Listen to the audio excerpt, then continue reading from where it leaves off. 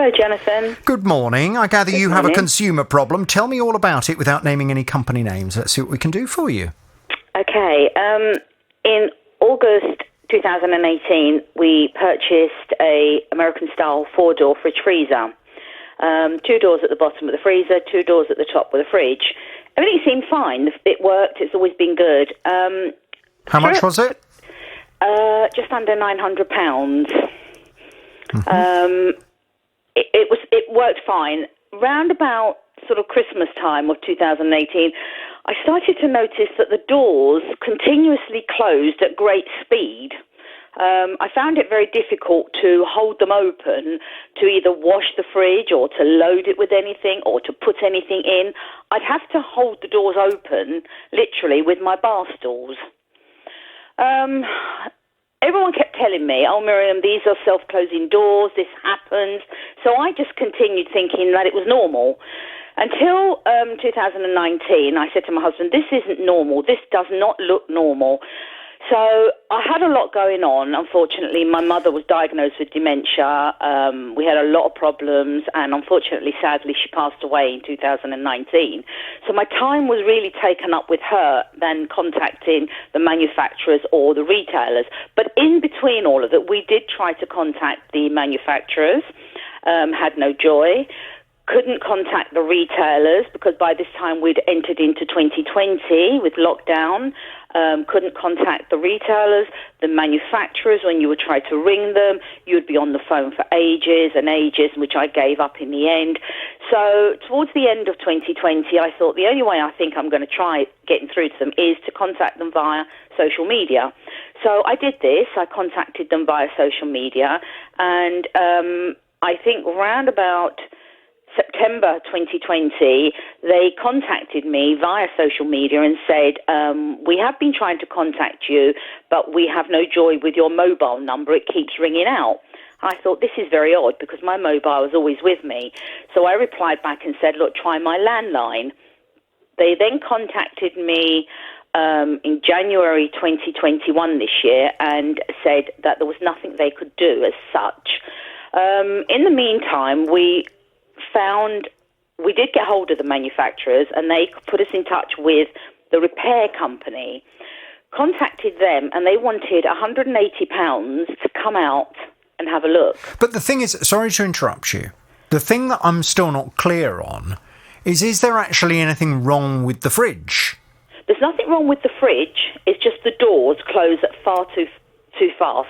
You cannot stand with the doors open and take something out. You can't use 2 hands to take something out. You have to either hold it open with your elbows, or put a bar stool or something to hold the doors open. Are you anywhere near the fridge freezer now? No, I'm upstairs. It's downstairs. Do you want me to go down? Yes, please. Because I'm just trying to think. I mean, for example, I have an American-style fridge freezer as well. And the door does seem to be naturally weighted to close, which is, as far as I'm concerned, a good thing, because you open the door, you get whatever you need, and it doesn't take very much force, and you hear it thud as it shuts itself again. I don't consider that to be a fault. I can't open both doors and get something out without the doors closing in on me. I can't do it. Right, That's so it. Hang on a second. So just open one door. Yep. Open it wide, and then just tell me when it's open, and then let's hear the thud of it shutting. That's it, thudding. Yeah, but you didn't tell me when you'd opened it. Oh, sorry. I've opened it now, and that's it closing.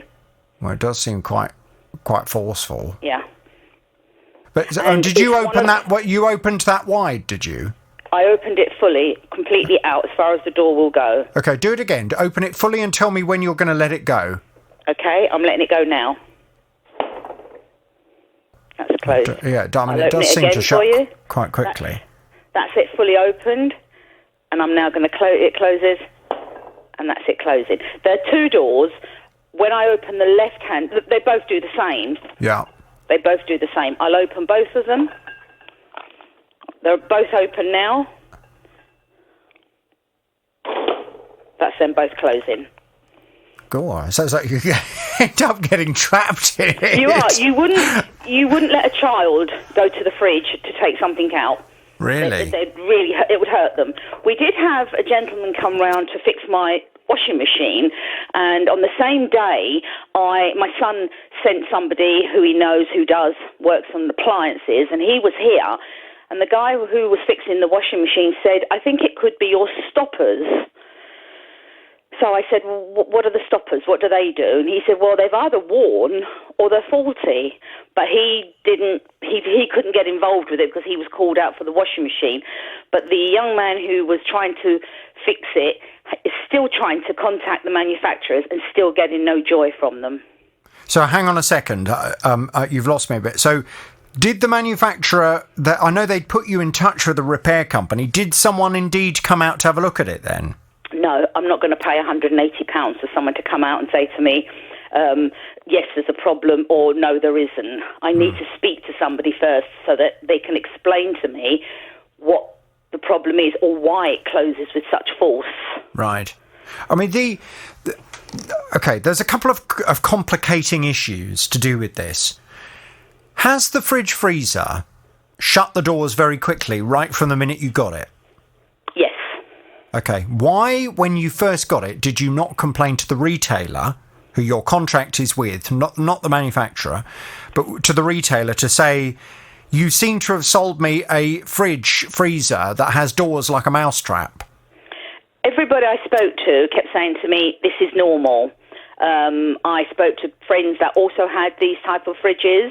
They said it's normal, it's self-closing. My husband looked at the booklet that it came with. It says they're self-closing doors. Mm-hmm. So I thought that this was the norm. I thought that was but maybe it is. Maybe it is. I don't know.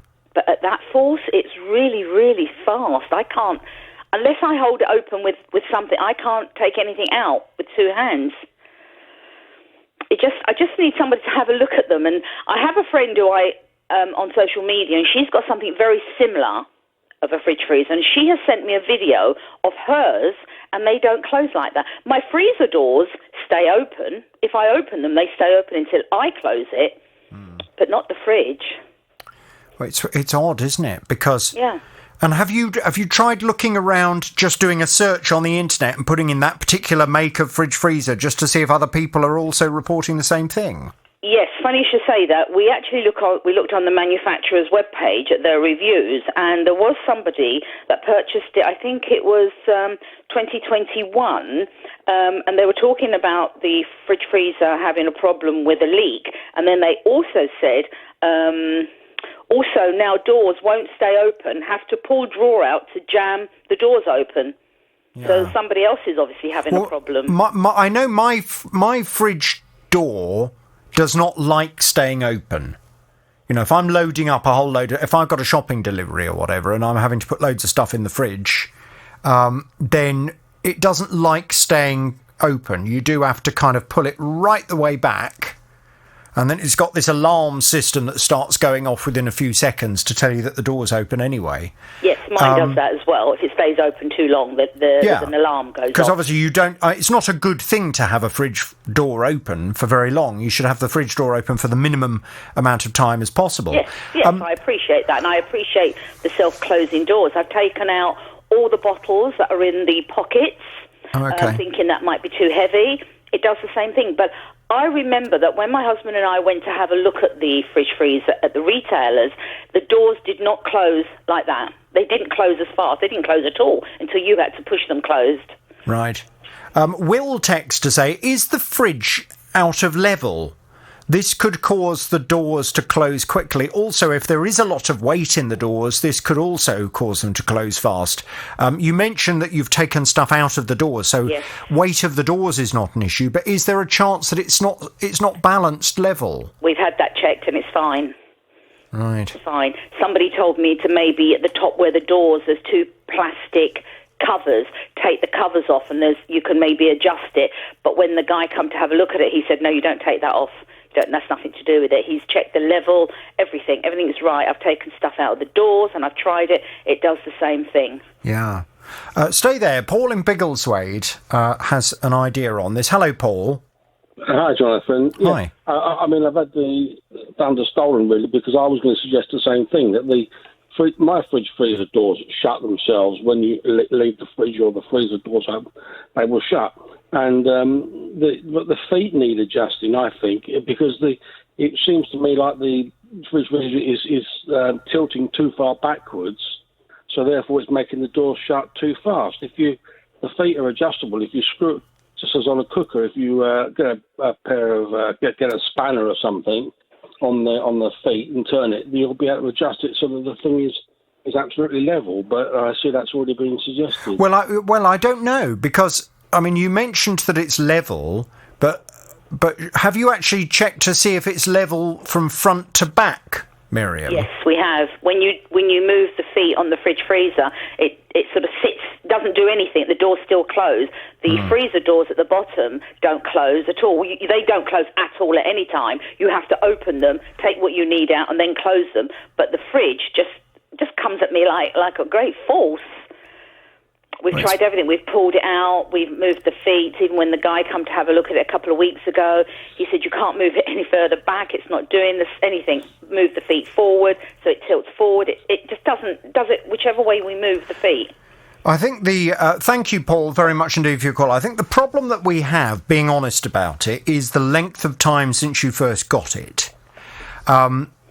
Your contract is with the retailer, and I think if you'd only just bought it and there was a very clear pattern of having been raising this with the retailer, and they were refusing to do anything in terms of checking it, I think we'd be in a very strong position. As it is, 2.5 years down the line, in fact, over that now, I think the retailer may well turn around and say, well, look, how come this has taken so long for the customer to start complaining? However, I'm more than happy to try, because I completely understand the position that you're in. And it would just... no one has ever been out to check it. No, Okay. not at all. I mean, obviously, my first port of call was to go to the retailers, but obviously, with lockdown, it wasn't possible. We are possible. Yeah, but you bought it in August 2018. No, I appreciate that I should have done it from the beginning, but I took everybody's advice, and everyone kept saying to me, oh, they're self-closing doors, Miriam, that's what it does. And I thought, okay, that's what it does, I'll sit it. But then it got to a point that it was just ridiculous. I said to my husband, surely, it's the 21st century, surely they make these doors to stay open a little bit better than this. They literally come at you at great force, which you couldn't open them and try and put something in with two hands. There's no way you'd get from the side of the kitchen to the doors or the fridge to put the stuff in. I think possibly a sensible way of proceeding with this would be to go to the retailer and to say, look, Miriam has complained to you originally. The problem is not getting any better. In fact, if anything, it feels worse than it was to start with. Miriam is not confident that this is functioning normally and would like someone to come and have a look at it. But I think we need to be realistic that they may well say, well, that's fine, but please be advised, if when we come out, if the fridge freezer is functioning just as you would expect this particular fridge freezer to function, and indeed as it would have functioned in our store at the point of purchase, the display model, then we, of course, will not be held liable for the cost of the call-out. I think you're going to have to agree to that, Miriam. It didn't do that in the store. The doors didn't close like that in the store. I remember that. They didn't do that at all. Okay. Whether it's because they've levelled them up to a point that they stay open because they know people are coming in and out, I don't know. They did not close at that force. Now, I'm happy for somebody to come out, and I'm happy to pay for it. I know I'm out of my guarantee, my warranty. That doesn't matter. That doesn't come into it. It's nothing to do with the warranty. This is to do with the length of time since the date of the contract. That's where it becomes difficult, because the company could quite legitimately say, well, look, we don't believe there's any problem with it.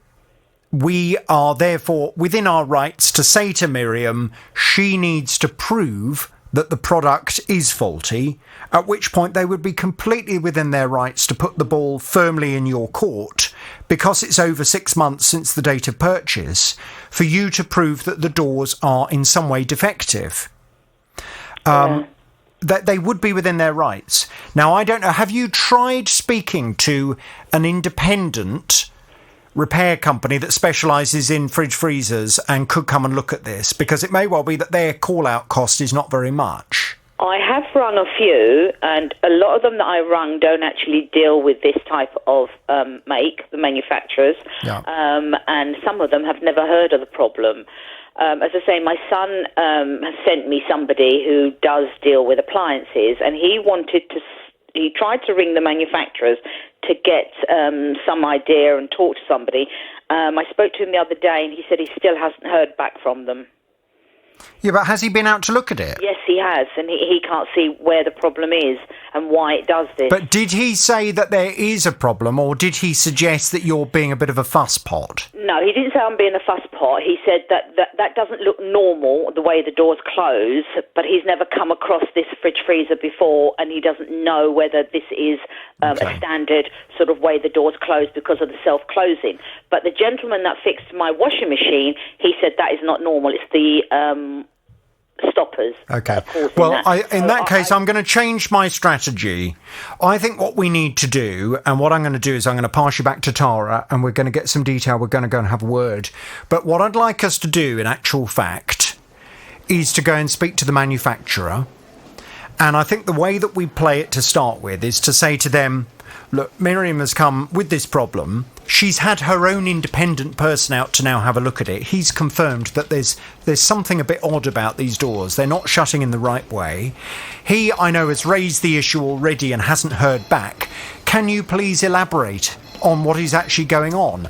Can you please answer this particular domestic appliance engineer's question? And can you give us an idea as to whether you've had any other complaints about this and whether there is anything that can be done to fix it? Because it doesn't sound right.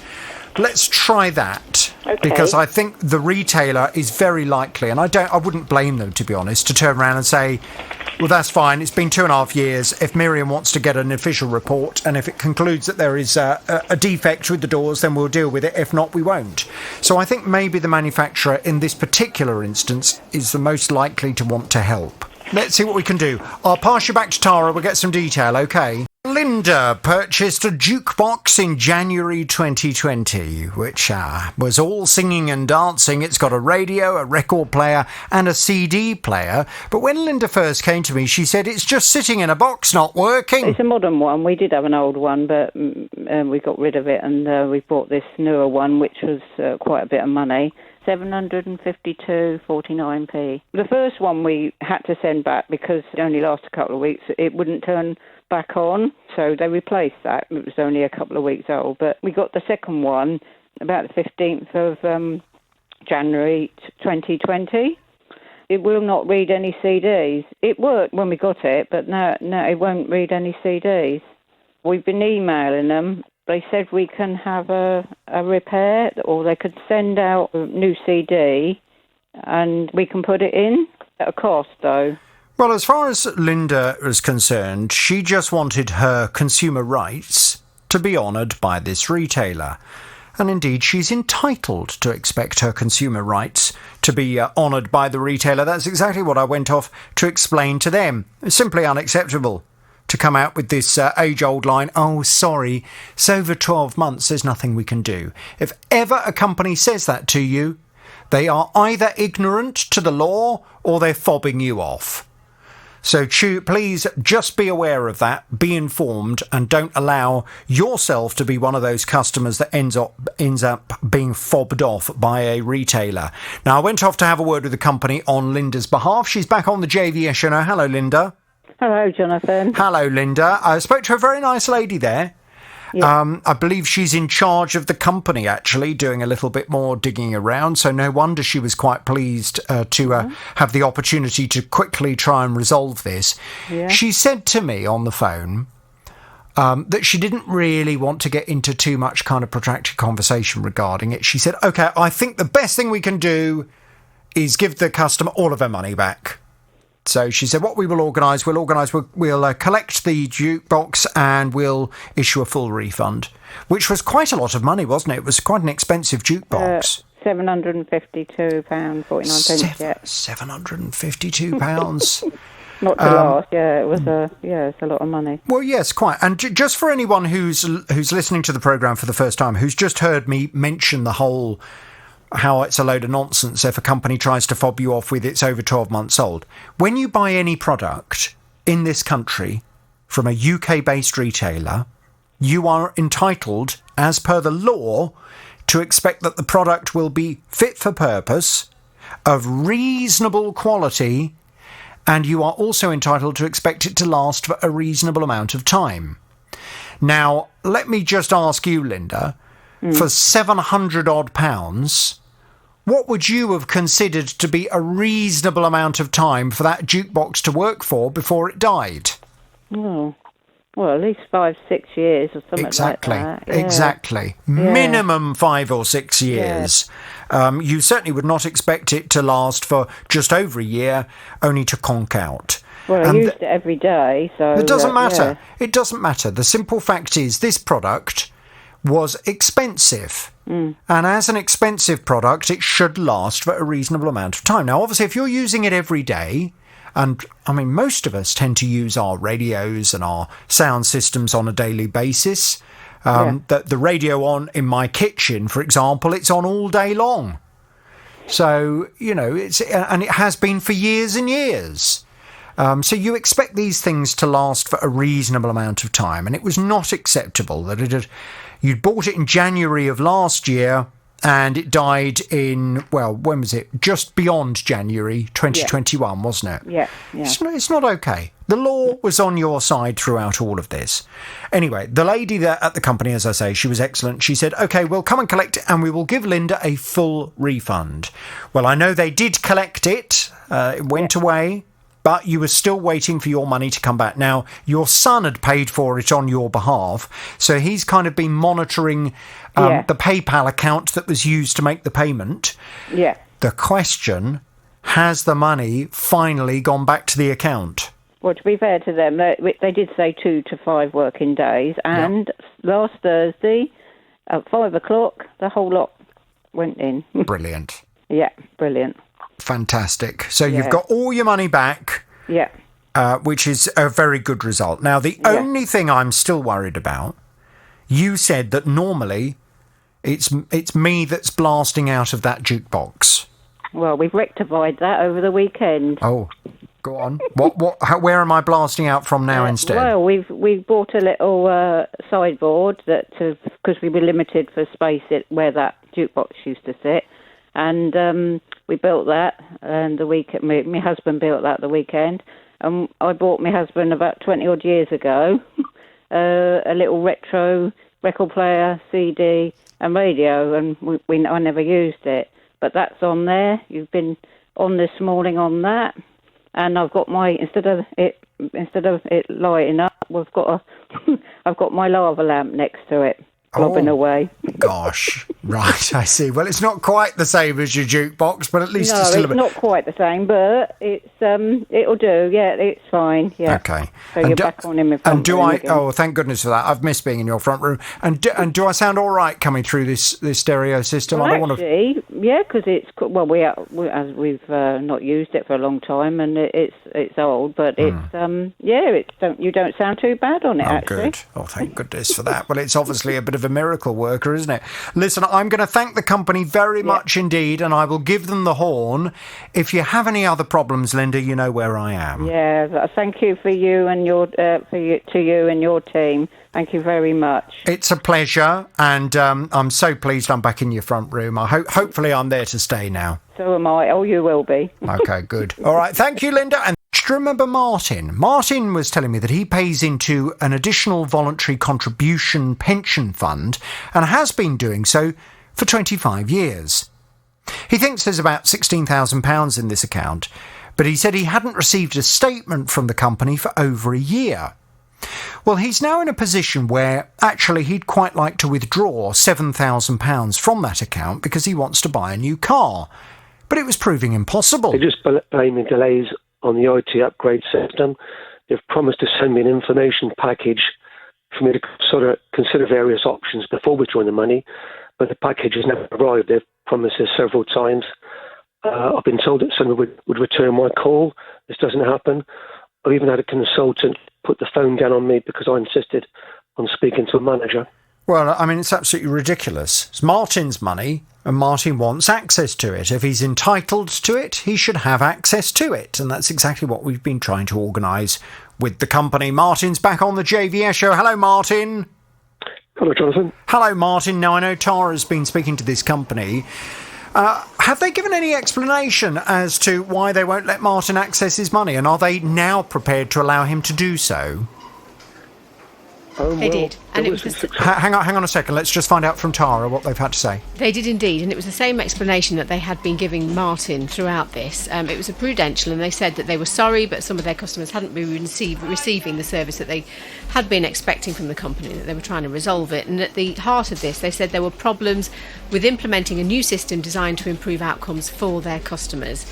But they said that Martin's case had been escalated to the highest level within the prudential, and that they were going to make sure that there would be no financial detriment to Martin's claim or his investment as a result of any of the delays, and that they apologised for the inconvenience that this issue was causing. Now, they did say to me when I got in contact with them that they should be able to resolve this issue by next week. Now, at the time, that should have meant that Martin should have got it not last week but the week before. Now, he did contact me and say, well, I haven't heard anything yet, and could we push this forward a little bit more? And I'm pleased to say that now Martin should have some news for us. What's going on, Martin? What's showing up, if anything, in your account? I do apologise, I jumped in rather quickly then. That's fine. Success, unfortunately. I did receive the money in my account last Thursday, and also a long letter of explanation from the Prudential, which I was very grateful for. Oh, and are you pleased with the explanation that was made in that letter? I'm satisfied, and it's sort of personally for me, it's turned out quite well. It's been a long, drawn-out process, obviously, and they have said that they do have some problems within their system. So I'm quite happy to move on, really, and accept the money that they've transferred to my account. Right, but what about the rest of it that's still in there? I mean, I hope you're not going to have the same problem again if you try and withdraw funds in the future. Possibly, yes. For the moment, after this long process I've been through, which has taken 4 months, I'm just grateful to get this withdrawal. They're going to send me a statement next month, the end of year statement, which will give me the current position with the fund, and I'll make a decision then on what I want to do in the future. Yeah. But I'm just grateful to get that money initially. Okay, well, that's good. And now you can get your new car ordered, I guess. Yes, thank you. Good. Okay. Well, listen, we will thank them very much indeed for giving you access to that money. It's a shame it took so long, but we will thank them and give them the horn. Any other problems, Martin, you know where we are. Yes, thank you very much for your support. I'm sure this wouldn't have come to such a good conclusion without your help. Thank you. Now, Mark's son likes a power tool. Who doesn't? He purchased a drill. It cost him £75, but 2 days out of being 1 year old, something went wrong with it. The actual drill itself is okay. It's the actual charger that has gone wrong. It will not charge batteries. The chap went to see his manager, and he come back and said, it's over 30 days, therefore we can't do nothing. Well, I mean, that's a load of nonsense. As you know, there is no such thing as after 30 days you have no rights. And there is no such thing as after a year you have no rights. Never, ever allow a company to fob you off with this kind of nonsense. I went off to speak to the retailer on Mark's behalf. Thankfully, I didn't need to go through the whole rigmarole of the Consumer Rights Act because this company know me and they know that I know what I'm talking about. So when I contacted this company and said, why on earth have you tried to fob off this customer with talk of it being over 30 days since they purchased it, they didn't even try and defend themselves. They just said, OK, leave it with us, we'll get it sorted. Mark's back on the JVS show. Hello, Mark. Oh, hello. Hello, Mark. What's happened since we last spoke? Right, my son has received the cheque in full on Friday afternoon. Great stuff. That for the full £75? Yes, and Brilliant. he banked it. Okay, great. Unusual for it to be a cheque, but there we go. I mean, if that's the way they want to play things, then that's absolutely fine. If they're giving him all of his money back, that's all he needs to now go out and buy another drill. Will he buy it from the same company, or will he go and buy it elsewhere? No, he will buy it elsewhere. Okay. And a better drill, and it's going to cost more. And pay by credit card, please. Yes. Always pay by credit card. He has learned that way. Good. Well, listen, let's hope that lessons have been learnt all around. And every time we get a case like this, I mean, in some ways it's frustrating because I think, why on earth are companies still fobbing people off with this nonsense? But in some ways it's helpful because at least it gives me an opportunity to bang on about it and reiterate it for every... Right. So it was a couple of weeks ago. I thought I'd purchased some side steps for my car just to put on the side to make it look a bit better. So decided to send over the payment for them to this company, and a couple of weeks later it is now, and still not received the item. But going back to that day, he phoned me back up about half an hour later saying, would I like anything else? He received the payment and everything. And I said, I asked if he got any lights for my car, some facelift lights to make it look a bit newer. He said yes, he's got some of them. But they were a little too expensive for me. So he said, well, we can sort something out regarding that. So he set up a credit plan. All he had to do was set up an account. Right, hang on a second, Sam, because this all sounds a bit odd. First of all, you say you wanted to get some side steps on your car. Yes. I don't really understand. Is your car very high up then? It's a 4x4. Right. And So- were you having difficulty getting into it? My girlfriend, from time to time, has difficulty getting in, but Right. it also makes it look a bit better as well. Oh, okay. So these are side steps that you climb up in order to then get up into the vehicle because it's so high up. That's right, yeah. Okay. And the side steps that you were buying, were these brand new side steps, or were you buying from some kind of, breaker's yard from another vehicle? Yes, so they would have been second-hand from a breaker's yard. Okay. The price for them was £100 with £24 postage, which was fairly reasonable, I thought. Well, it depends. It depends because some breakers' yards are excellent. Other breakers' yards and companies selling second-hand car parts you would want to avoid like the plague. So Yes. Did you do your homework on this company you were buying the side steps from? Unfortunately, I didn't. Not at the start. Not until after when I started having my suspicions. So what did you do? You just did an internet search looking for side steps for your particular car and it came up with this company? Yes, well, I found them on a well-known social media page and found them on there, sent a message saying if they were available, and he said yes, got back to me, and then it went from there. Right, but you didn't do any kind of homework to see what this company was like and whether they had good customer reviews or whether people said stay away from them?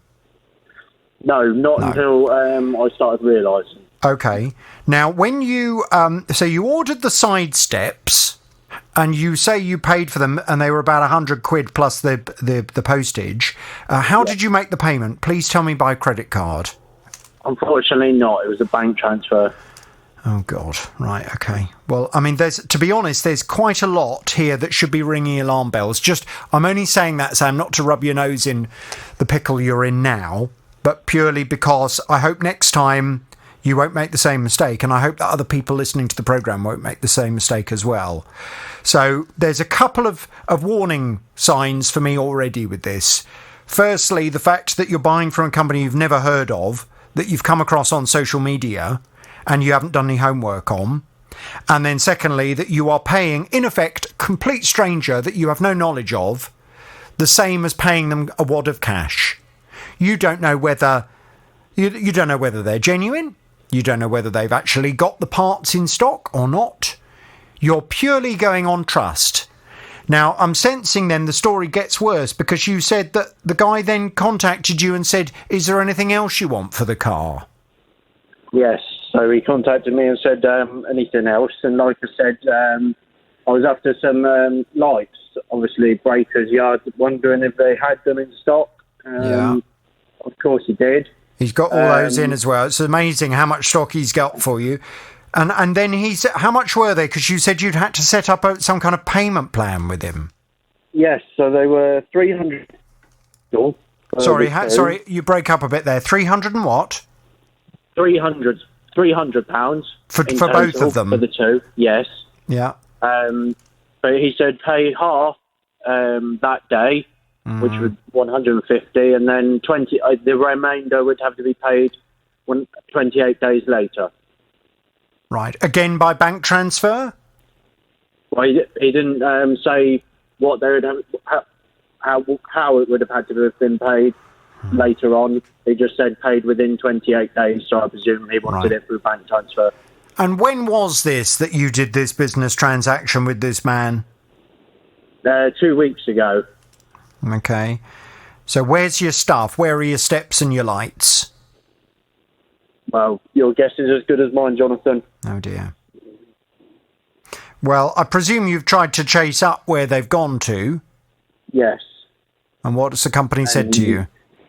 Well, they're not answering any calls at all. No emails, phone calls or anything. Right. I see. And in terms of the money that you've paid, obviously you've kind of done all that as a transfer. I presume you've now gone online and you've started doing a bit of research now. What have you found out? What are other people saying about this company?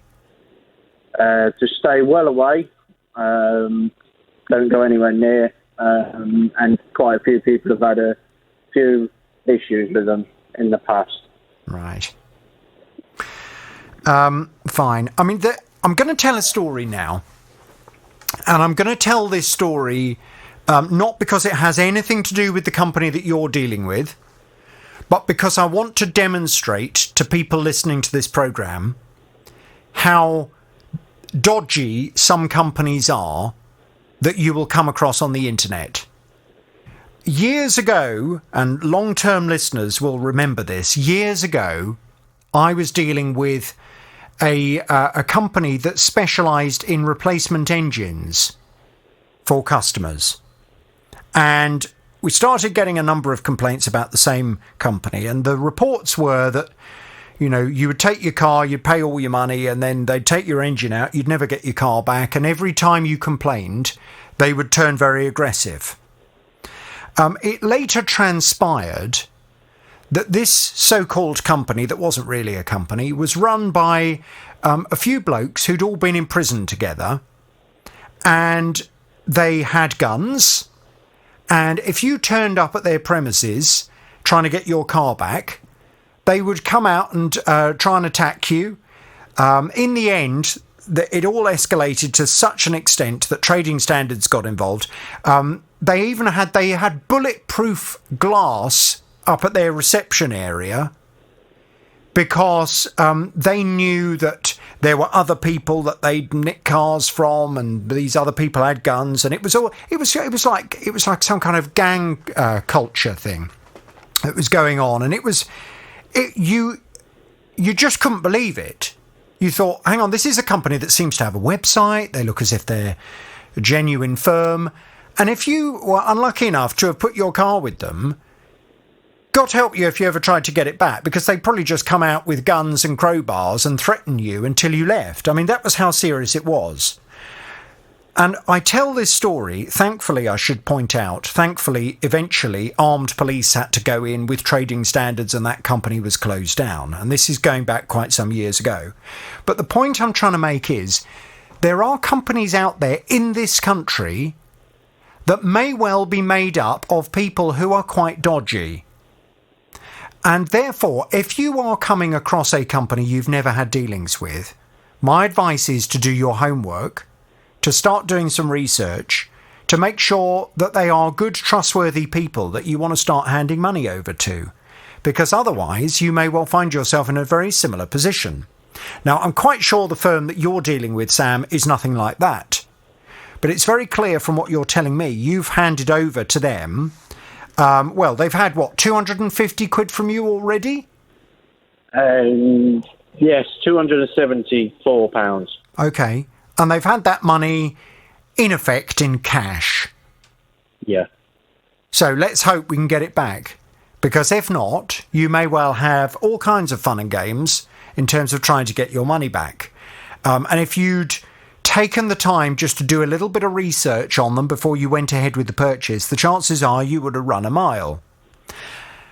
Please, please, please, everyone listening to the programme, protect yourself by just doing some research first. It's amazing how, if you just say, do you know what, I'm going to open up another web page, I'm going to type that company's name in, and I'm going to look at some reviews, see what people are writing on the internet. It's amazing how many times a lovely looking website, very nice looking company will suddenly look like a bunch of utter toe rags when you start looking at what other people are writing about them. So protect yourselves if you possibly can. That said, Sam, let's see what we can do. Tara. Hello. Can I please pass Sam back? Can we get some detail and go and have a word with this firm? I suggest it's probably going to be fun and games. I've had some dealings in the past with companies that have run breakers' yards. It's normally interesting. I'm going to pass Sam back, OK? Well, we look forward to that one, won't we? We absolutely will. Sam, can you hang on there, please? Now to David. Do you remember David? David's the chap that came to me. He was telling me he had a burglar alarm system installed in his house some years ago. It was all absolutely tickety-boo. It was a monitored system, but the company that maintained this alarm said that they were changing the system that they used and the price would go up. David decided that he was going to go elsewhere. That would involve getting an entirely new system, one that cost him £518. I saw this burglar alarm advertised on a local website.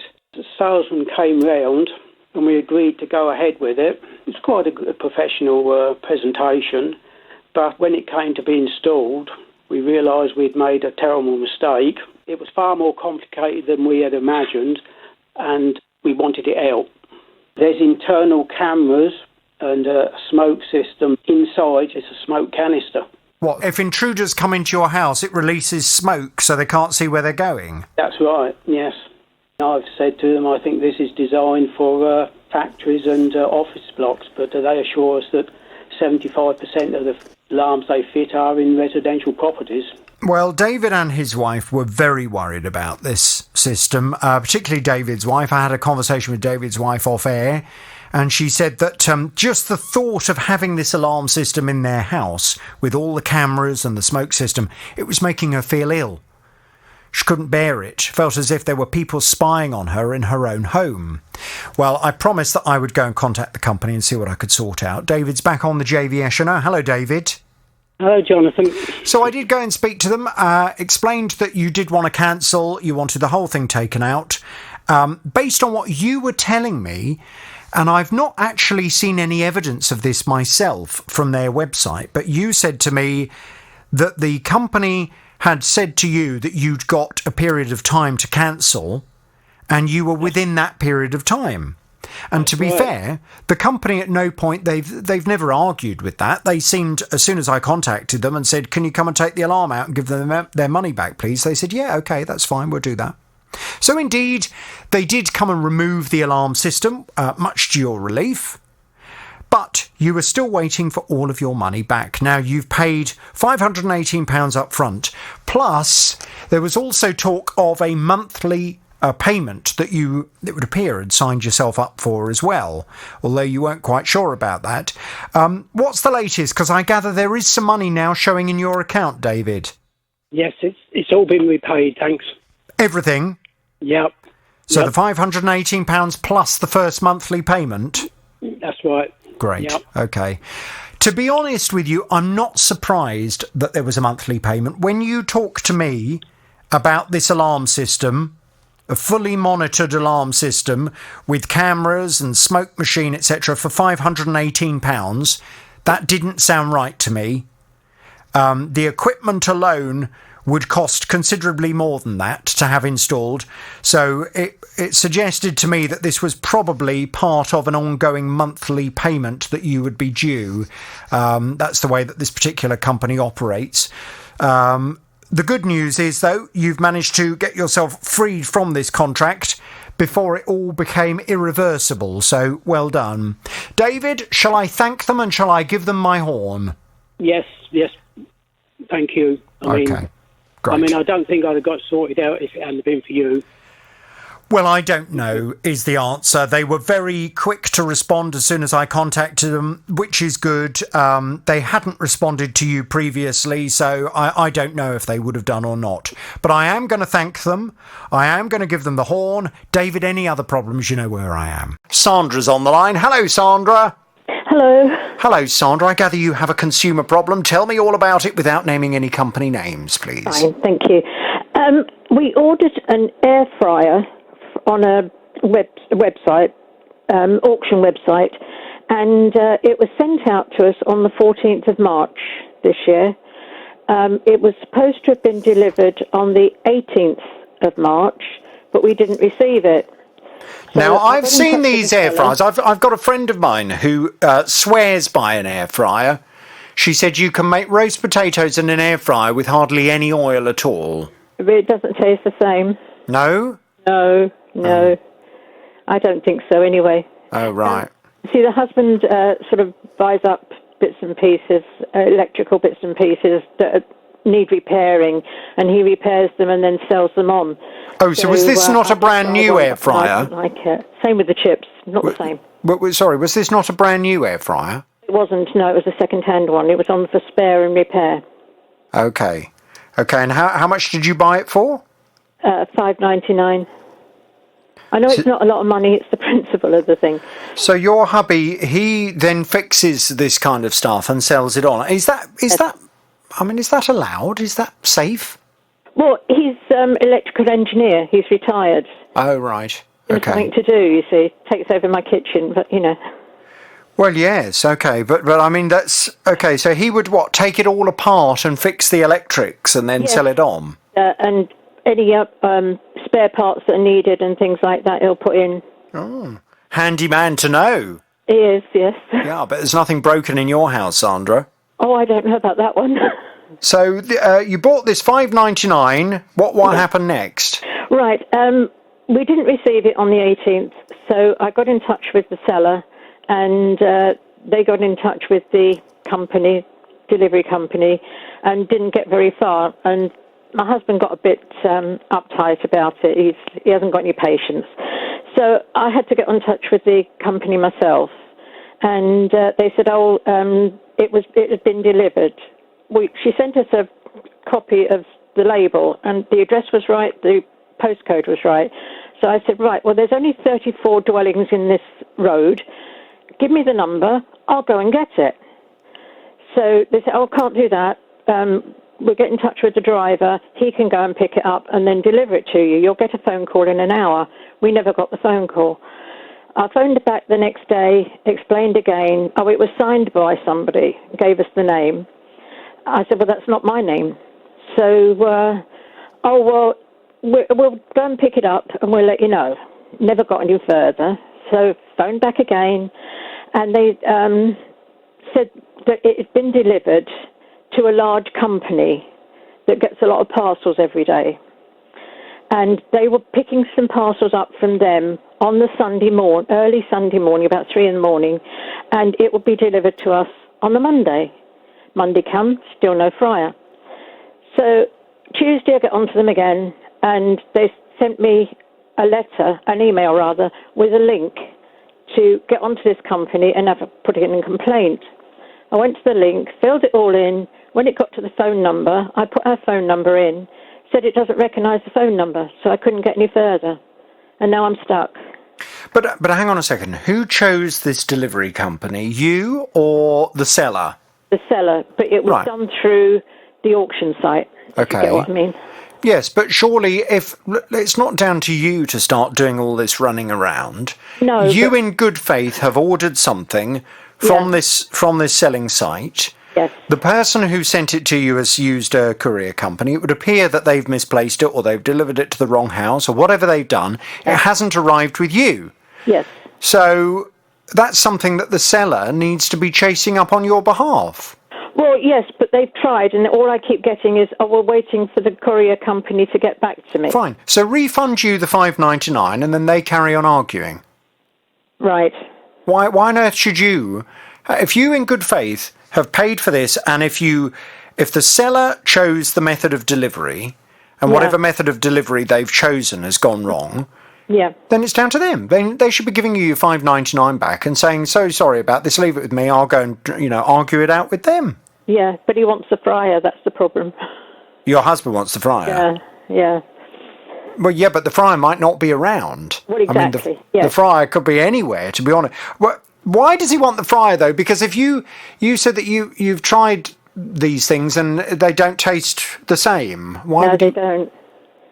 No, to me it tastes like warmed up potatoes or something. It's not quite the same as... Oh, really? I'm amazed at that, because a friend of mine who, she's kind of into fitness and losing weight and all that kind of stuff, she said, my air fryer, I wouldn't be without my air fryer. I can do chips, they're delicious, roast potatoes, hardly any oil at all. But you're saying it just tastes like hot potato? Well, that's what we think, to be honest, both of us. Oh, right. So I've got a neighbour that does exactly the same thing, and she does everything in it. Really? No, we're not keen. And in terms of why your husband wants it then, I presume he's fairly confident that when he's fixed it, he can make a nice profit out of it. Well, he thinks that, they're selling on this site between £40 and £60. Right. Used ones. Yeah.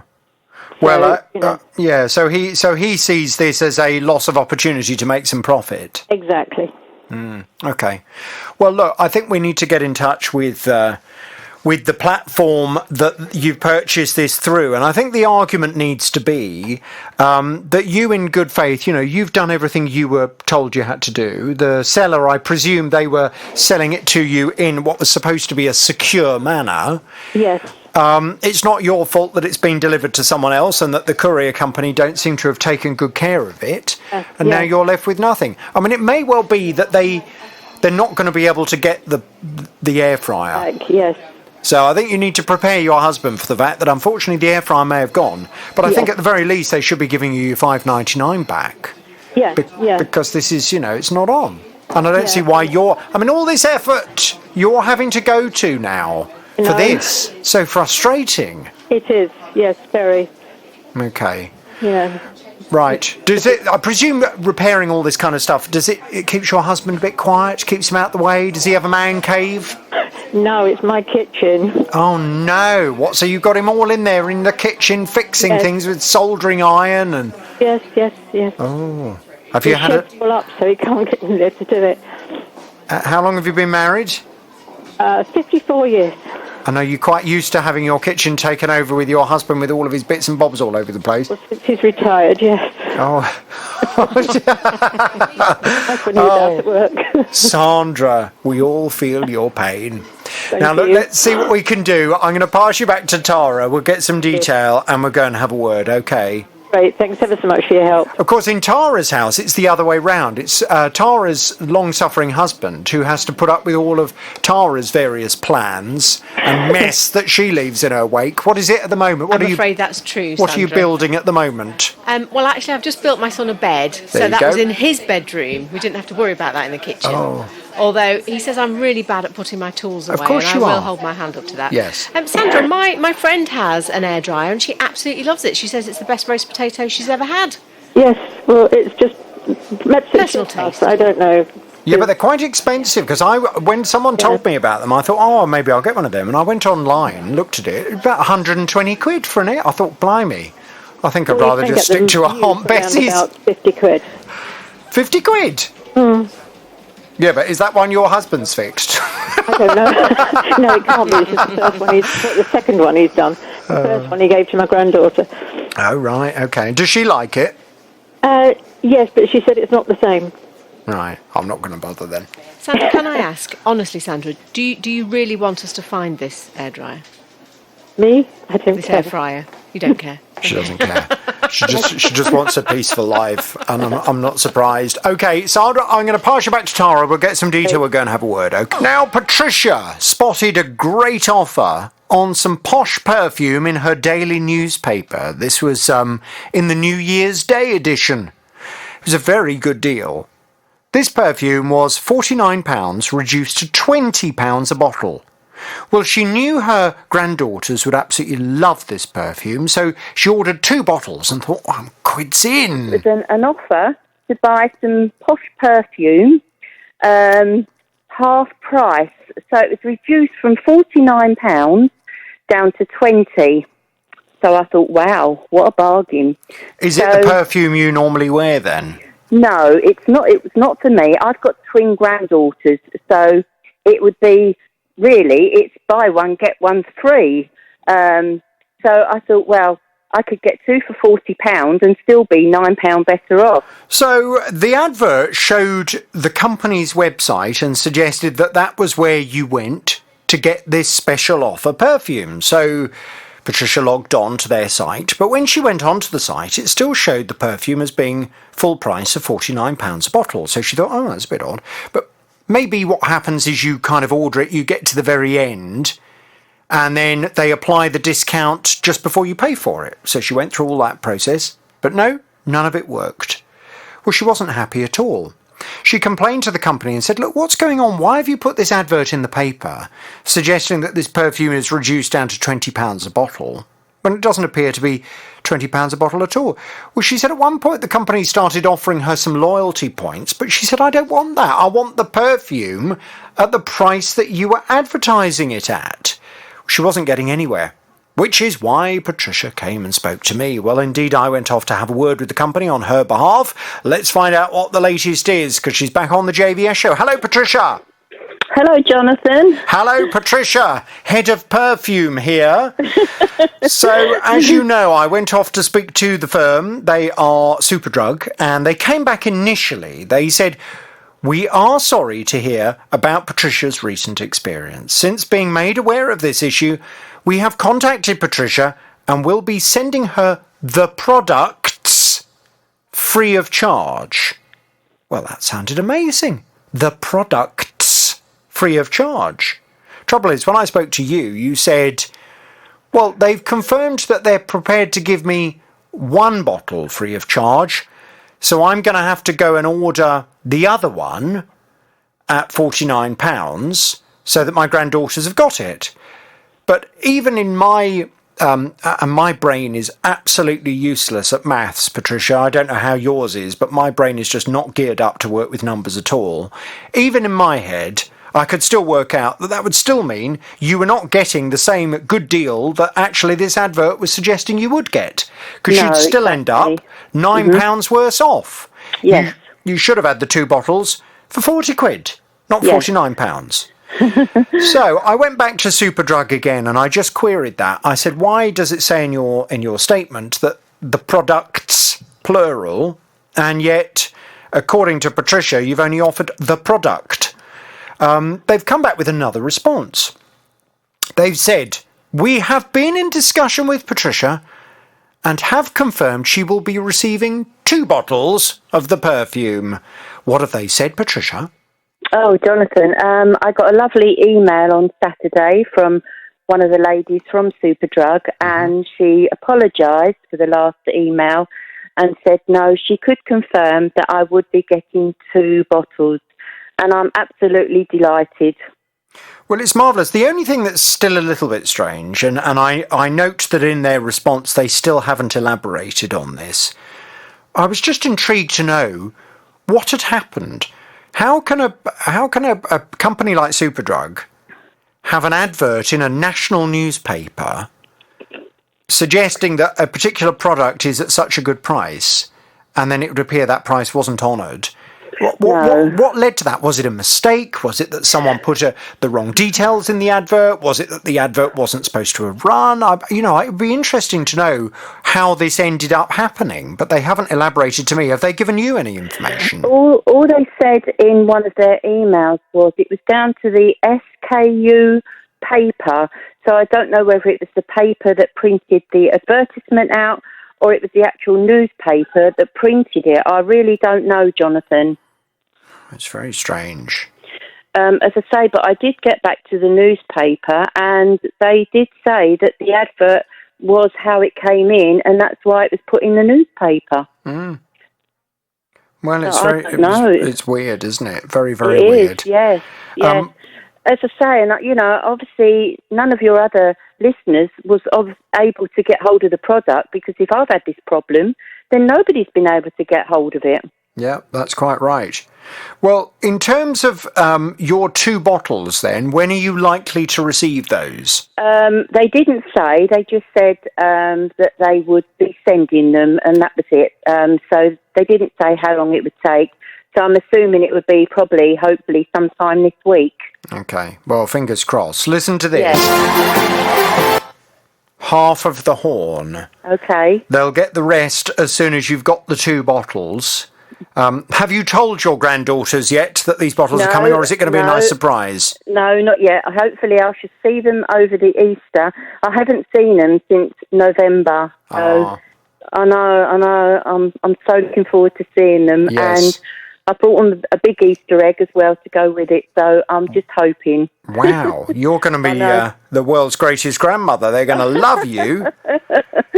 Well, they're at that age, Jonathan, at 15, they're at that age where it's all glamour. It's nails, perfume, hair, all the makeup, it's everything. So I just try and buy what I can for them at the price that I can afford because I'm 71, so money's a bit tight. So, I just do what I can do. I'm sure they love you to bits because you sound like a lovely grandmother to me. Listen, can you please keep me posted? Let me know as soon as the 2 bottles arrive. I certainly will. And I'll give Superdrug the rest of their horn. Thank you so much for your team and all the help you've given me. And can I just say a big thank you to the newspaper team as well because they've helped me all along the way because it has been a struggle. So I just want to thank everybody that's helped me. Okay. All the best. Listen, we will speak to you very soon and fingers crossed those bottles will be with you this week. Margaret's granddaughter has received a letter from a debt collection agency and about an amount of money that's outstanding on a payment platform. The platform is asking for £253.67. But Margaret says her granddaughter has never been in the red with this company. And it now appears that a second email address associated with the account is to blame for all of this. I have sent the email address connected with this second account, and it does, when you first look at it, it seems to include my granddaughter's Christian name and surname, but there's 2 subtle differences in the spelling there, and the domain site, if that's what you call it, is one that we've never even heard of. So, it looks almost as if somebody set up another account in her name. Well, as you can imagine, Margaret and her granddaughter are very concerned about this. They're very worried about the debt collection involvement. So I promised her I'd get on to this company to try and sort things out. Margaret's back on the JVS show. Hello, Margaret. Hello, Jonathan. Hello, Margaret. So I have indeed spoken to the company. They are PayPal. And what it would appear, just having a brief look at this after the programme, your granddaughter has a PayPal account with her name, her email address associated with it, etc. There was a second account that had been opened up with a very similar sounding email address, but not the same one. We believe that may well have been some kind of fraudulent account. And it was that account that your granddaughter was wrongly associated with, and they were pursuing her for. They've come back with this response. PayPal say, "We never lose sight of the fact that we are entrusted to look after people's money. We take this responsibility very seriously and use advanced fraud and risk management tools to keep our customers and their payments safe." Unfortunately, Margaret's granddaughter appears to have been a victim of identity theft. Our fraud team has investigated and concluded that Margaret's granddaughter is not responsible for the debt incurred on this account that was opened in her name. We have apologised to her, and we have confirmed that we will not contact her further about this matter. We are sorry for the inconvenience she has experienced. Jonathan, that's wonderful. Thank you so much. So that should be an end to it. She shouldn't hear any more. Will anything go on her credit history? Shouldn't do. No. You can get credit scores, can't you? It shouldn't go on there then. No, it shouldn't do. It's probably a good idea, to be honest with you, for everybody listening to this programme to keep an eye on their credit score and on their credit history. And as I've mentioned before, there's an organisation. They're called Credit Karma. They used to be called, I think it was Noddle before. There are various different credit reference agencies that monitor money that you've got in credit, and they monitor your credit score. Credit Karma, they provide a free service for you. All right, credit and then Karma with a K. Karma. Yeah. And they will monitor. The only slight issue with Credit Karma is it's normally a month behind. All right. But having said that, if you just want to keep a track on your credit score and just to make sure that there's nothing concerning on there, then that's a free way of you being able to do so. So I would certainly advise your granddaughter to look into that and to just monitor her credit rating going forward anyway. But I don't see any reason why this would show up as a default. Right. Are they safe then, these credit agencies? Sort of worry about whether they're safe with your details and that. One would like to think so. I've never, in all the years I have dealt with various issues, I've never dealt with an issue regarding a credit rating agency. All right. Okay. So I'm sure they are safe, and they are entrusted and indeed relied upon by mortgage lenders, credit card companies, finance companies, loan companies, you name it, banks, to monitor people's credit score. So yes, I think you need to obviously make sure that you're going to a genuine company if you're starting to look at your credit rating, but I don't see any reason why there should be a concern with that. Margaret, as far as I'm concerned, regarding this PayPal issue, that should all be resolved now, and your granddaughter will not hear any more from them, and she doesn't need to worry about big burly blokes turning up at the front door and trying to cart away her stuff. So she should have an email from the company then, confirming that it's all cleared up, should she?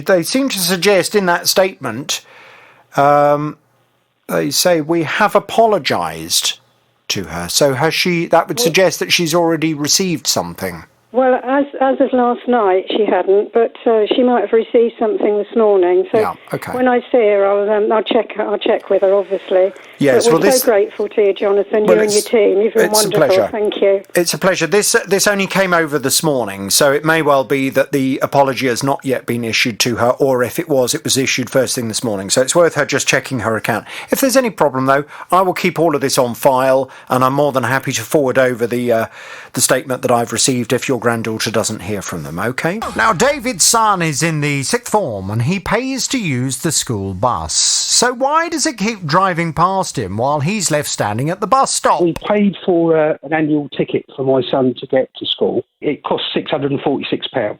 From September through to Christmas, there wasn't really any problems. There were service buses and a school bus as well. But since the schools have gone back, the 2 service buses that used to run either side of the school bus have been removed from the timetable. So basically, the school service is full by the time it gets to the bus stop that my son and his friends wait at, and just drives straight by and leaves them. So it's a bit of a problem. Fortunately, myself and my wife are working from home at the moment, so it means my son phones my wife up and she has to go and get him and take him into school. Well, as you can imagine, David wasn't very happy. They're spending quite a lot of money on the bus ticket, so why on earth was the service that was being offered inadequate? David's back on the JVS show now. Hello, David.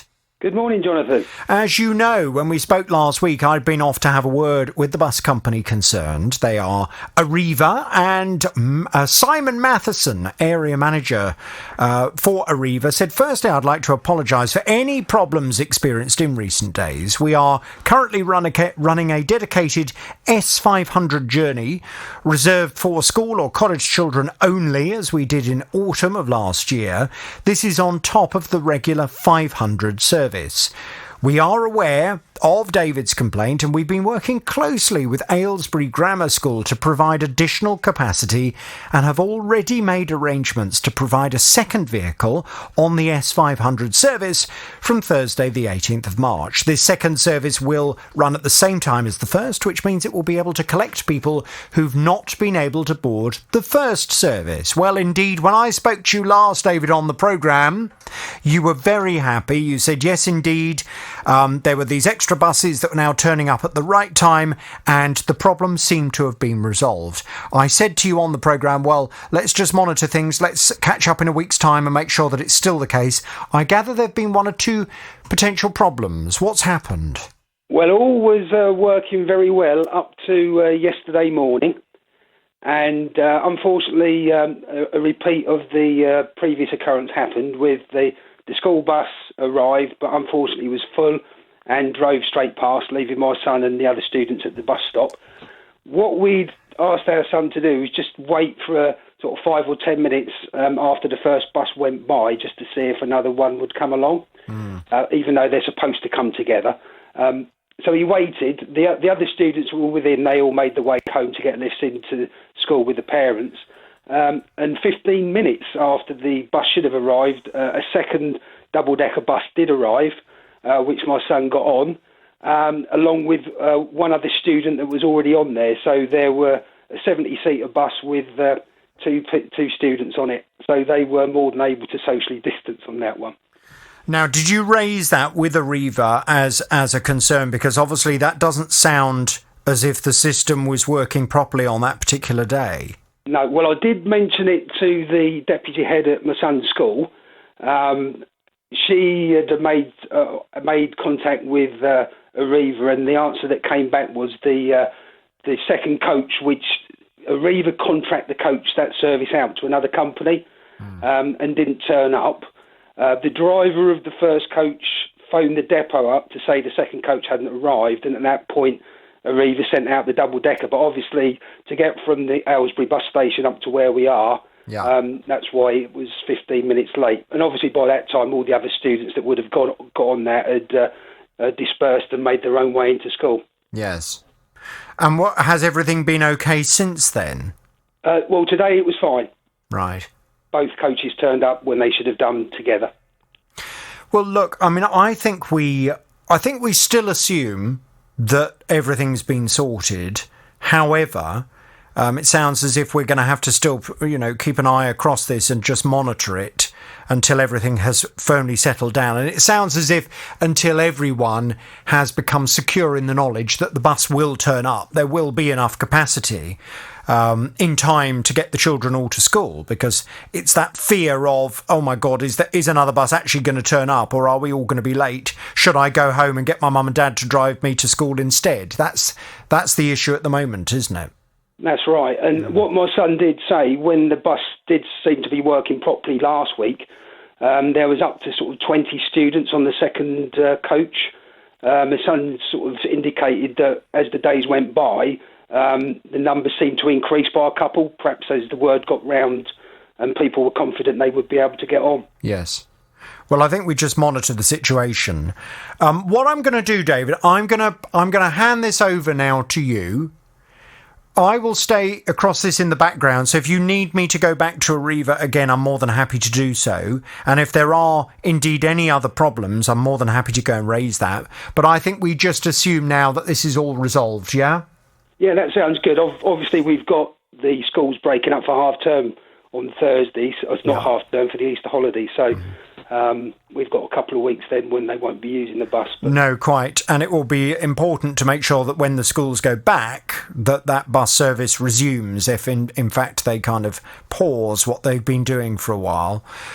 Can you just keep me in the loop, David? And if you need any more help from me, I'm more than happy to get in touch with them. Yeah, that's absolutely fine. And once again, thanks to you and the team for being involved in this. Delia was hoping to purchase the food mixer of her dreams. She'd been thinking about it for quite some time. But despite ordering one in the middle of last year, when she came to me, she was saying her kitchen worktop was still bare. I'm a big baker anyway, and I thought, right, I'm going to invest in a new mixer. So I called up the company in question, and when I spoke to them, I then said I was going to go and make the order online. And they said that I could place it with them over the phone. I could get a 30% discount and a free attachment. It was £489 and 30p. But it's a really good one. So I paid for the item back in June of 2020. It was due to be in stock in July. No item turned up in August. They said that they didn't have stock, but the stock date had changed. It was now September. No item arrived. In October, they said, really sorry, but due to the pandemic, it's not due to be in stock until March 2021. Let me give them a quick ring in February and find out what's happening. I need to find out that my order had been cancelled. Well, Delia had received her money back, but it was done by bank transfer, and apparently she'd incurred some charges because the money was coming from abroad. So she had no food mixer, she was slightly out of pocket, and she had no idea when this particular product was going to be in stock, and she certainly wasn't being given it for the original price. So you can imagine why Delia was less than impressed when she first spoke to me. I went off to have a word with the company on Delia's behalf, and it's fair to say the company pulled out all the stops to get things sorted. She's back on the JVS show now. Hello, Delia. Hello, JVS. Hello. The company concerned, as you are well aware, and as regular listeners will be well aware, is KitchenAid. And they were brilliant. They came back, they said, we are extremely sorry to hear about Delia's recent purchasing experience. We apologise for the inconvenience. We've been in touch with her. We're working with her to make sure that she gets the stand mixer she wants. And we'll follow up again to ensure it arrives. Well, last time I spoke to you, you were much happier. You were saying that you now have your stand mixer. It's not the original colour that you wanted. You've had to make a bit of a compromise there, but you said it looks terribly smart. Originally you wanted the black one, but you've ended up going for the stainless steel one, haven't you? Yes, I have. Which looks very, very nice. But there was one outstanding issue. You said that as a goodwill gesture, they had also said to you that they were going to send an extra part for you to use with your mixer, and that was going to come at a later date. Well, I gather since we last spoke, Delia, something's turned up. What's gone on? It has. My extra bowl has turned up and arrived. It's looking lovely. So, yes, very much thank you to the team and yourself for getting involved. Couldn't have done it without you. I tried and failed completely. So, really, couldn't have done it without you. So, again, thank you guys so much. What does this extra bowl do then? It just means that if I want to make a chocolate and a vanilla sponge cake, I can do two at once. So I can just swap over rather than having to wash it all up and start again. Oh, I see. Oh, perfect. Oh, very nice. But of course, it does mean you've now got to find somewhere to store the extra bowl. Yes, don't worry. I found a place for it. It's got a home. Oh, so we're doing lovely, yes. Well, I would imagine you've got the poshest kitchen worktop in the country now, literally glistening away. I will thank KitchenAid very much once again, and give them the horn. Delia, any other problems, you know where we are.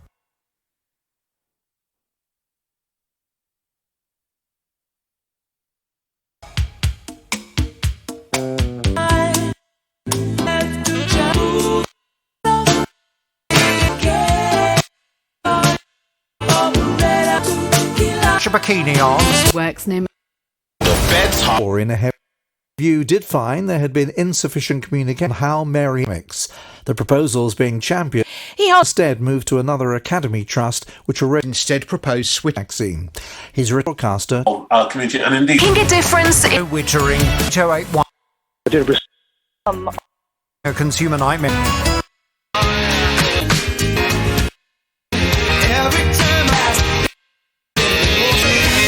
Go Marvel names, please. Okay. Back in November 2018, I bought my mum a hard floor cleaner from an online retailer, paid just under £160 for it. After a couple of months, the cleaning solution stopped feeding down to the rollers, so it wouldn't clean the floor.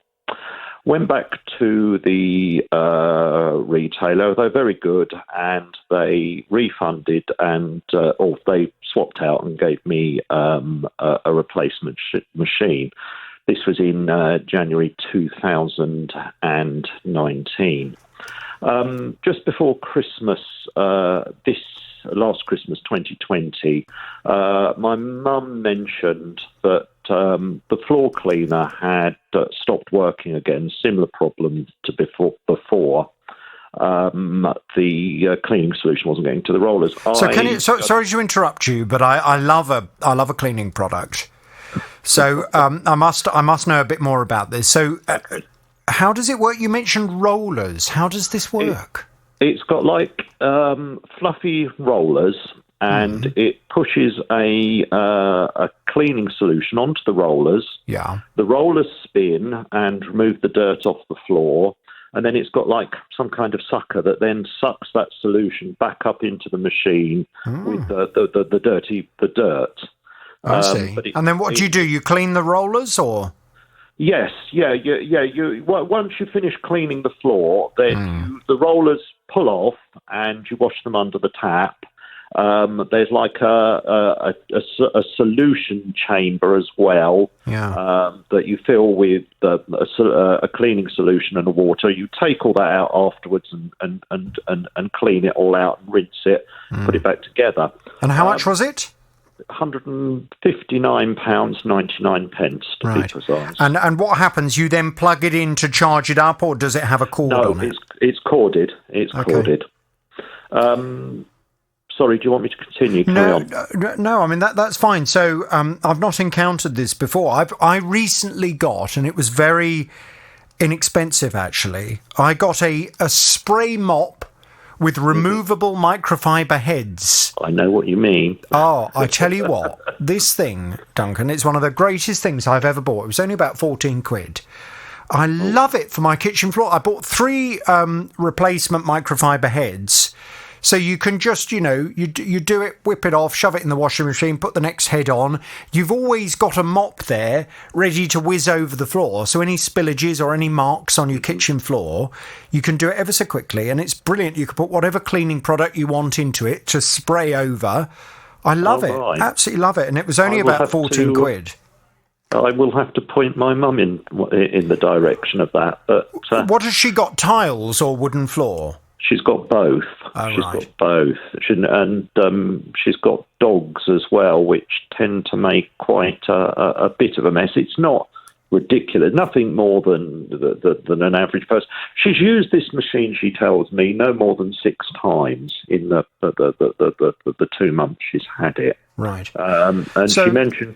So when it broke the first time and they replaced it. Yeah. It then worked fine from January 19 until recently, yeah?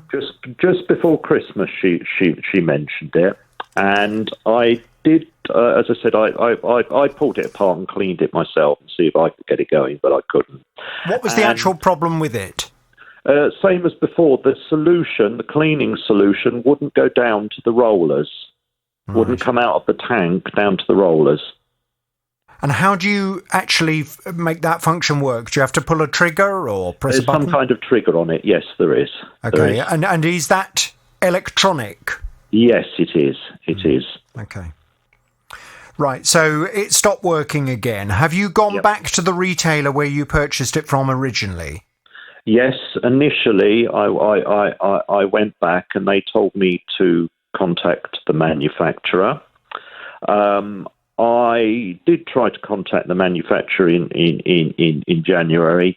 But due to the pandemic and the message that was playing out on their phone system about very long queues, to my mistake, I left it. But anyway, come forward to last week, I did get back in touch with the manufacturer, and they were saying it's now outside of the warranty, and they want £96 to repair it. Being an avid fan of your show, I do remember some of the conversations you've had over the years about goods being of merchantable quality and should last a reasonable amount of time. So I emailed the retailer's managing director's executive office and explained my situation to them. And unfortunately, their response was, and I'll just read this bit just to make sure I say it right, is, as you've had satisfactory use of this product for a period of time exceeding the typical average life of this product, please understand that we are not able to offer you a repair or replacement at this time. Now, my thoughts are, if I knew that it wasn't going to last longer than 26, 27 months, but paying £160 for it, I wouldn't have purchased it. That information is nowhere on their website, and I just think that they're saying that it's exceeded its average life. Well, what is the average life?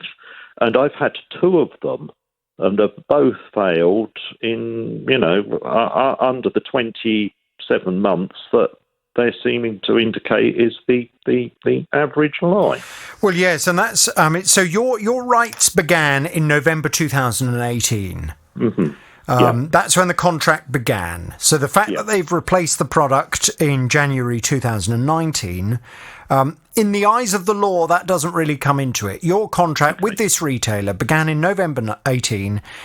You purchased a product that must be, as you know yourself, fit for purpose, of reasonable quality, and must last for a reasonable amount of time. Now, what's interesting about this one is the retailer seems to be suggesting to you that it's lasted for a reasonable amount of time, and that you would not expect this particular floor cleaner to last longer than the 2.5 years it's lasted. Yeah, they've put that in writing in an email to me. I have sent you a copy. Well, I mean, as far as I'm concerned, I wouldn't be very happy with that, because, you're not talking about a 20 quid mop. No. You're talking about something that's cost you £160. Mm-hmm. For £160, would you not expect this product to last for, I don't know, between 3 and 5 years? How often would you say your mum uses it? Probably once every 2 or 3 months. Not, it's not something she Does she uses. not like clean floors?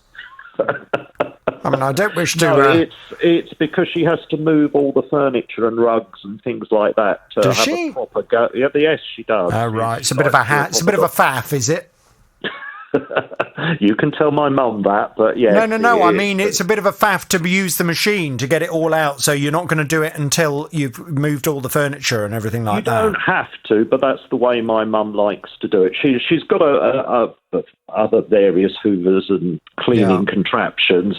This is just the special occasion one, I should imagine is the way to describe it. Okay. Well, I think we need to go and speak to this retailer and just say to them, it's very strange you seem to think 2.5 years is reasonable for this product. Are you going to put that on your website under the product? Please be advised, you can, if you spend 160 quid on this, only expect it to last for about 2 or 2.5 years, and then it will break and we won't fix it. I bet they don't. No, I bet they don't. I wouldn't have bought it if I'd have seen that. You need to get her one of these spray mops. Oh, I tell you, it's the greatest thing ever. I was banging on to Tara about it. They're fantastic, but you've got to buy plenty of heads so you can fling them in the washing machine, because you don't want to be reusing, because they get very dirty very quickly. So the minute they get dirty, peel it off, chuck it in the wash and put a fresh one on. Lovely. The amount of times you clean your floors, Jonathan, I doubt they get dirty very quickly. Oh, well, it's amazing they do. In fact, it disgusts me. But having a dog, unfortunately, she's, she runs in and out and she gets her muddy paws all over everything. And even if you clean the floor, I'm always horrified. I like to do sometimes the kitchen roll test. The kitchen roll test, of course, is when you've cleaned the floor, you then get a piece of kitchen roll, slightly wet it, and then rub it on what you think is your clean kitchen floor, and that will tell you if it is clean or not. And I'm always horrified that after having cleaned it, it still gets dirt off with a kitchen towel. Well, as you know, mentioning no names, I have just bought myself a hard floor cleaner. Yes. And we used to do the kitchen wipe test to see how clean it was before. And when we were using a Bup and Bucket, yeah.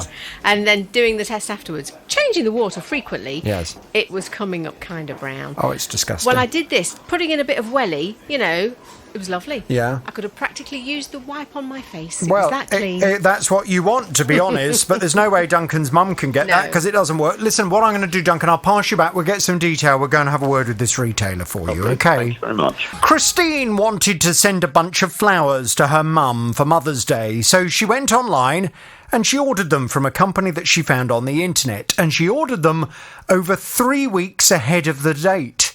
So she expected everything to go to plan. I spoke to my mum on Mother's Day and she mentioned nothing about the flowers. And then I was speaking to my sister who lives with my mum and said, oh, did mum have a delivery?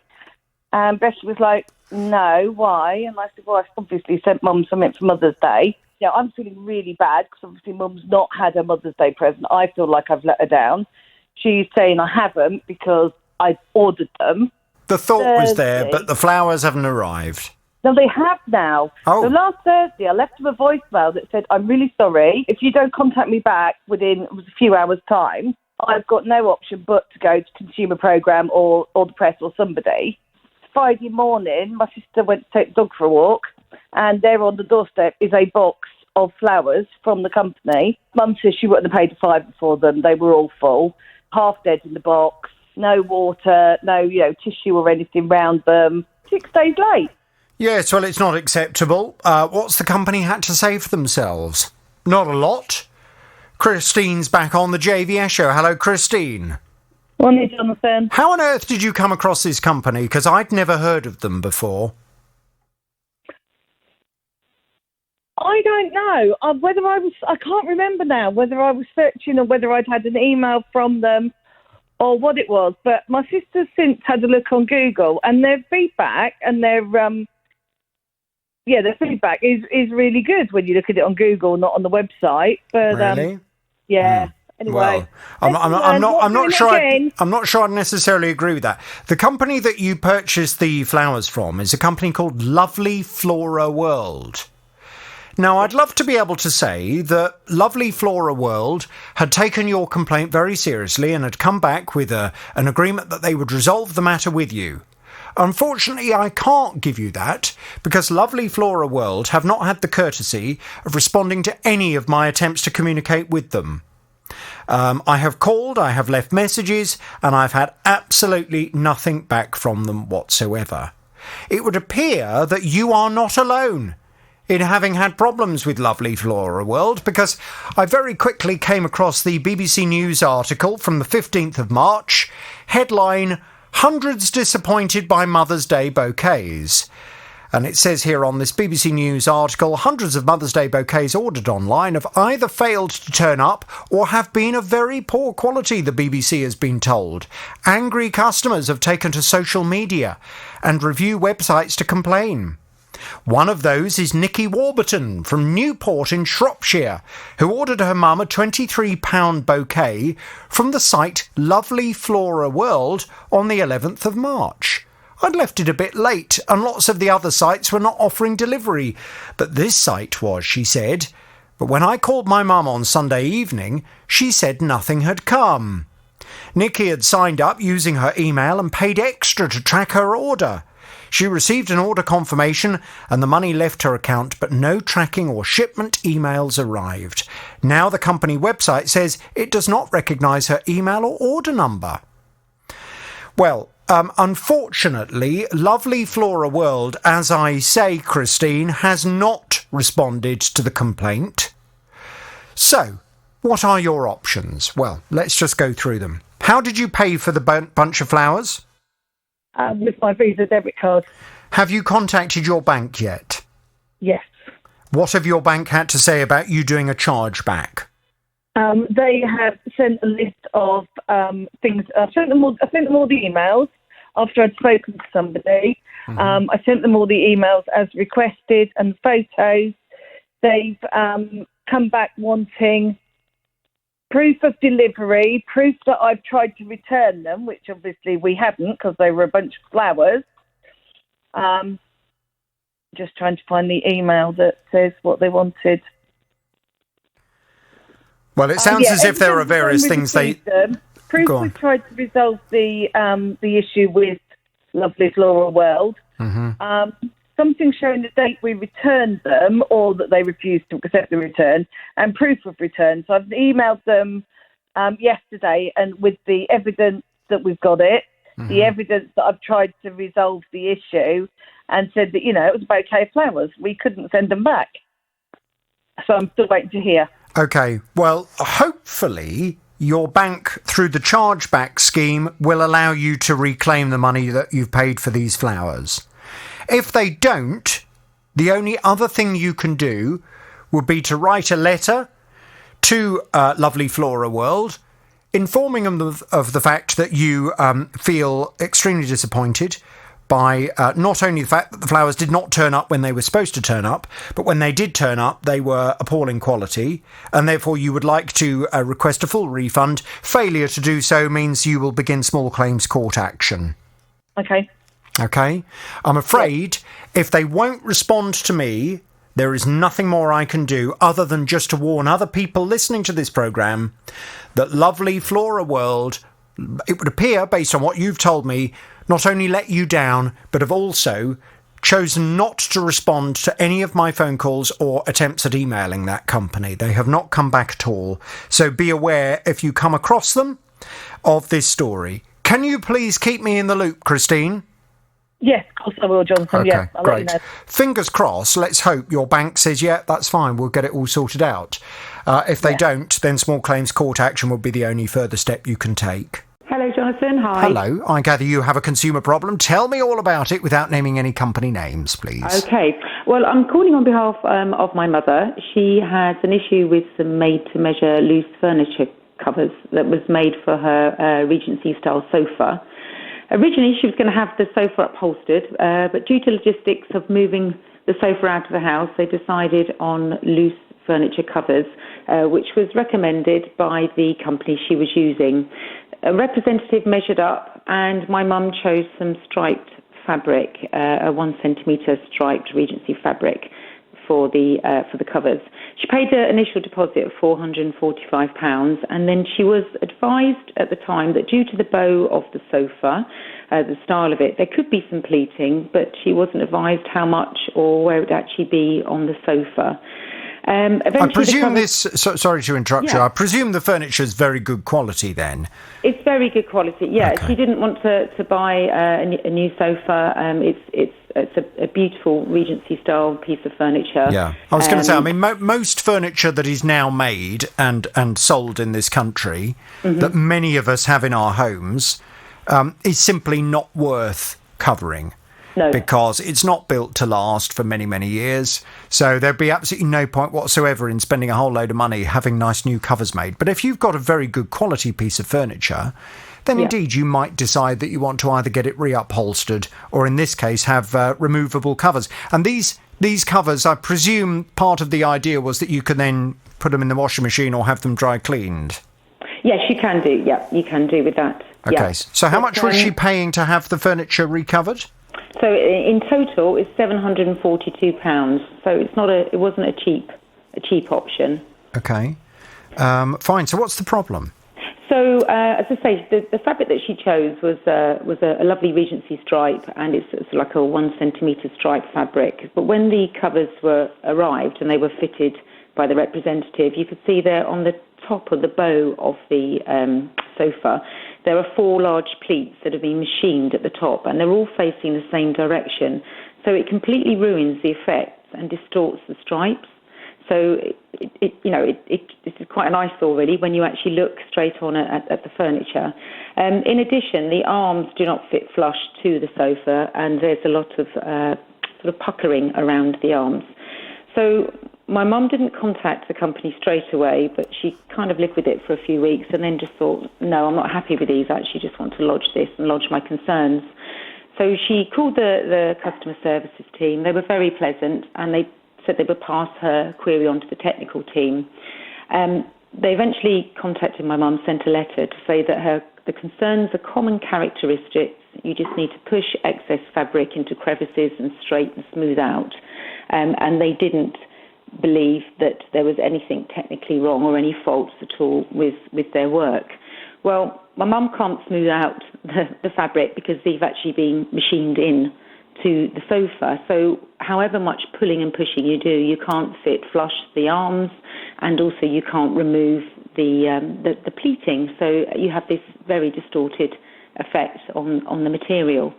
So she contacted them again and just said, she doesn't feel she's being listened to. She's not asking for a refund. She just wanted them to review the covers and maybe move the pleats, if they could, down to the base of the sofa where the arms meet, so that they could be hidden, or even actually put two one way and two the other, so it just looks aesthetically better.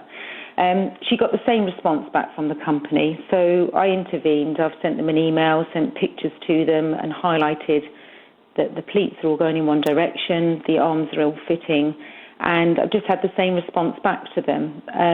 My mum's really saddened by the experience now, and so now she actually has a throw over the covers. Oh, can't actually even enjoy the sofa. That defeats the whole point of having this kind of furniture.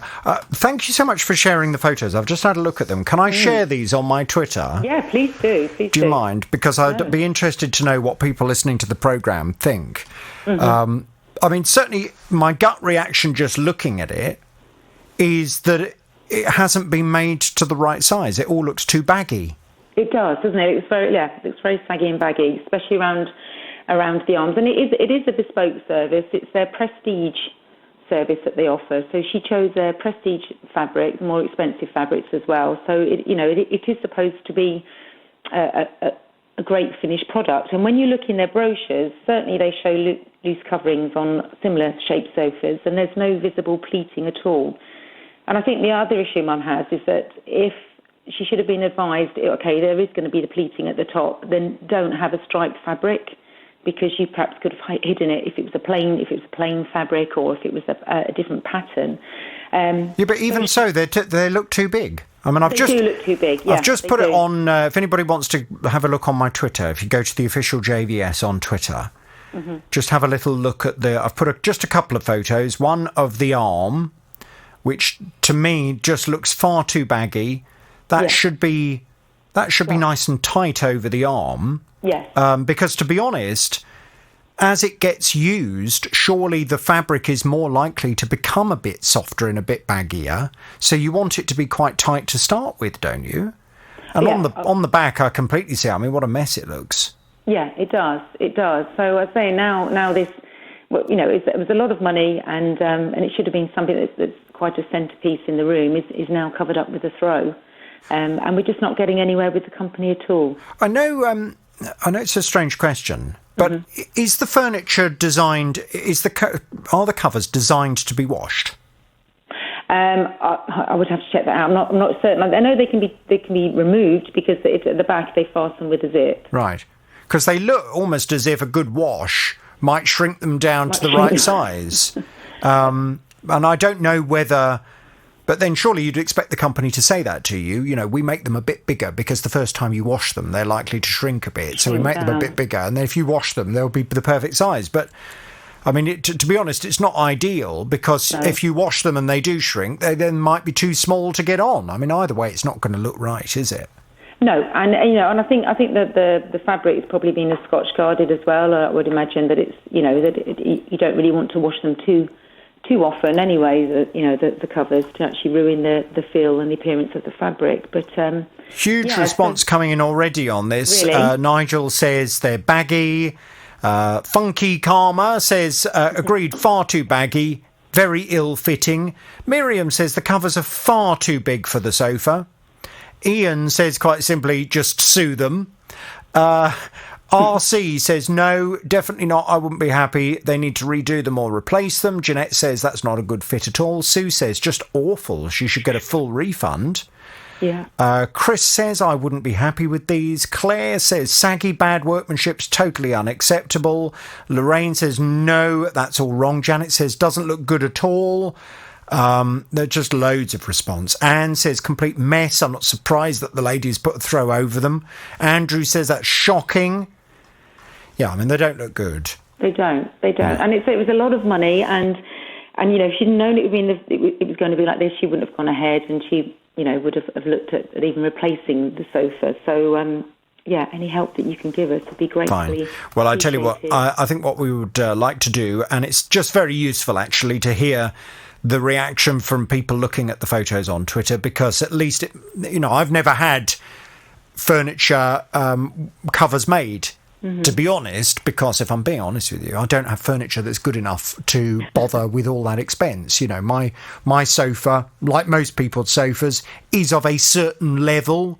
Yeah. And when it finally starts looking awful, I shall get rid of it and buy a new one, because there'd be no point spending £700 having covers made, because it's all going to fall apart anyway, I would have thought, in a few years' time. So let's see what we can do. I think we need to go and have a word with this company and just say, how can you be happy with that? How can you have pride in that? The covers are too big. They're too baggy. It just looks a mess. Great, thank you. My great-aunt Alice was actually a professional loose cover maker. Oh, really? For decades, yes. And, she made things that fitted like a glove. Well, that's the thing. They have got to fit like a glove. And I thought that with these kinds of covers, they're supposed to fit tight, and then they have a kind of elastic thing along the bottom that holds it all then in place. It depends on the sort of cover you have. And also you were talking about, maybe if you washed it, it would fit to size. Well, really, when you're paying a lot for a service like that, you expect it to fit to start off with. And in certain circumstances, my great-aunt Alice would always make sure that she was using fabric that had been pre-washed, so you got what you expected to get before and after a wash. But obviously they're not meant to be washed on a regular basis. Well, they look a mess, whatever. And if they cost your mum £742, I can understand absolutely why she's less than impressed with them. Yeah. Can you hang on there? I'm going to pass you back to Tara. We'll get some detail. We'll go and have a word. Now, Clive lives in a council property, and in February of this year, his toilet became blocked. So he called the council, explained the situation, and said, can you help? They said, yeah, OK, we'll get someone sent straight over to come and sort it out. Well, it took a couple of visits to resolve the problem, but when they left, well, Clive was very pleased. Thought no more of it until the Saturday the 14th of March. I received through the post from the council a letter, invoice type thing. It says rechargeable repair. As you were advised previously, this work is subject to a recharge. I've never been told, it's never been said anywhere that I could be charged for this, because to me a toilet is essential. On the Friday night, you might have been here for about 3/4 an hour to an hour. And then maybe on the Saturday morning, they was maybe here because they were stopping at times, they having a drink and that, so they may have been an hour and a half, 2 hours. The total cost, £681.45. How much? Yes, £681.45. And I mean, I'm a man of 74 on low money, and this shocked me completely. Well, I mean, I couldn't believe it, to be honest with you. I mean, for a start, how on earth can it have cost £681.45? But why did they not, at any point, before they sent out plumbers, make it crystal clear to Clive that he should be aware this is a fully chargeable call-out, so that he at least had the opportunity to speak to some other people who might be a bit cheaper than the contractors that this particular local authority used instead? Well, I went to put all of this to them. They have come back with a response. I'm not sure that any of us are going to be particularly impressed with this, but let's see what they've had to say. Clive's back on the JVS show. Hello, Clive. Hello, Jonathan. Hello, Clive. So it's Stevenage Borough Council. That's your council. They are your landlords. They have come back with this response. We are sorry if we have caused distress to Clive for the bill he has received in relation to the out-of-hours call-out. and clearing the blockage in his toilet pipes. It wasn't a simple unblocking procedure, and it involved high-pressure jetting through the manhole to clear a significant blockage. This was followed with a flow test and a camera survey to ensure he was left with a working system. The work was out of hours, so costs were higher than usual, but still 10% below the NAFTED schedule of market rates. Going forward, we will ensure that our out-of-hours team explain on every call that a charge could be incurred if it is found that the repair or blockage is down to misuse and not wear and tear. This is also stated in Clive's tenancy agreement under Section 3, Repairs, Improvements and Major Works. We are currently working with Clive to look at the charges made to him to make them more affordable, and he is liaising with his housing officer.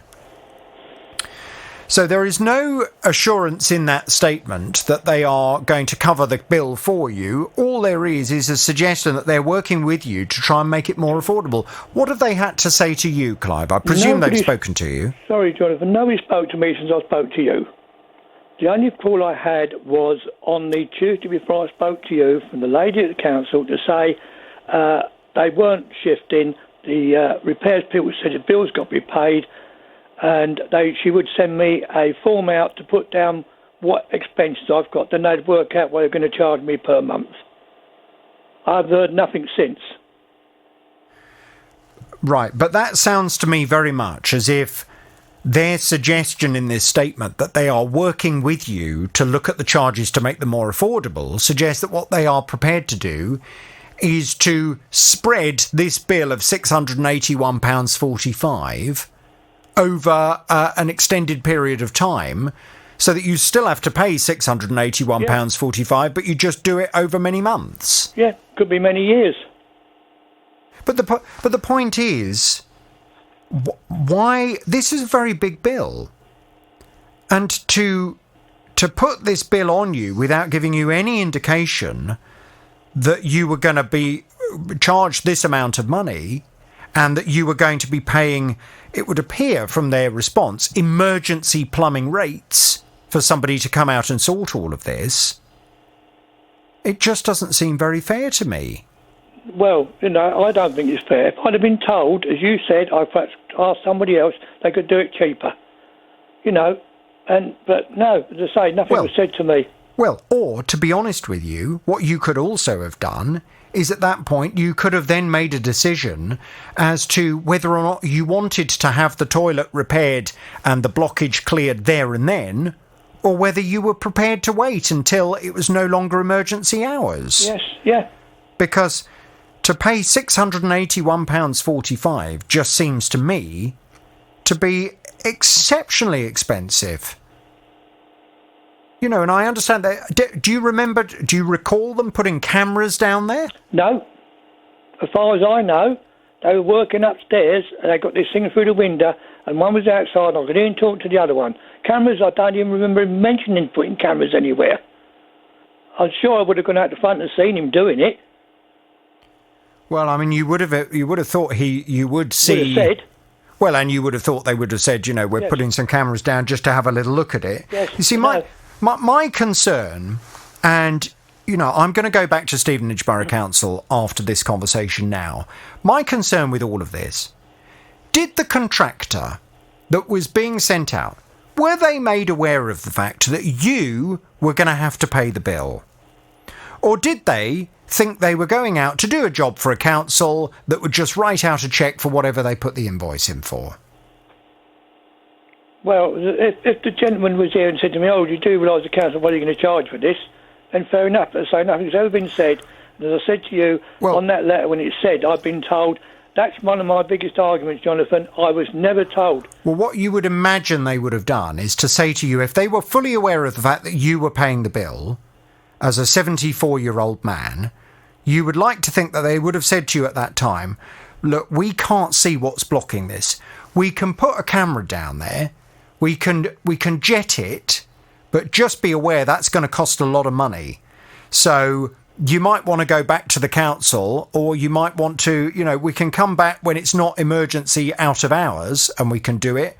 But at the moment, if we have to do all of this work now, it's going to cost quite a lot of money. Are you prepared for us to go ahead and do it? Yeah, if they'd given you that power to make the decision, you could have done so in an informed way. But it just feels to me as if you've in good faith asked for help. The council, it would appear, in good faith, have organised the help, but have not been specific in terms of who's paying for it.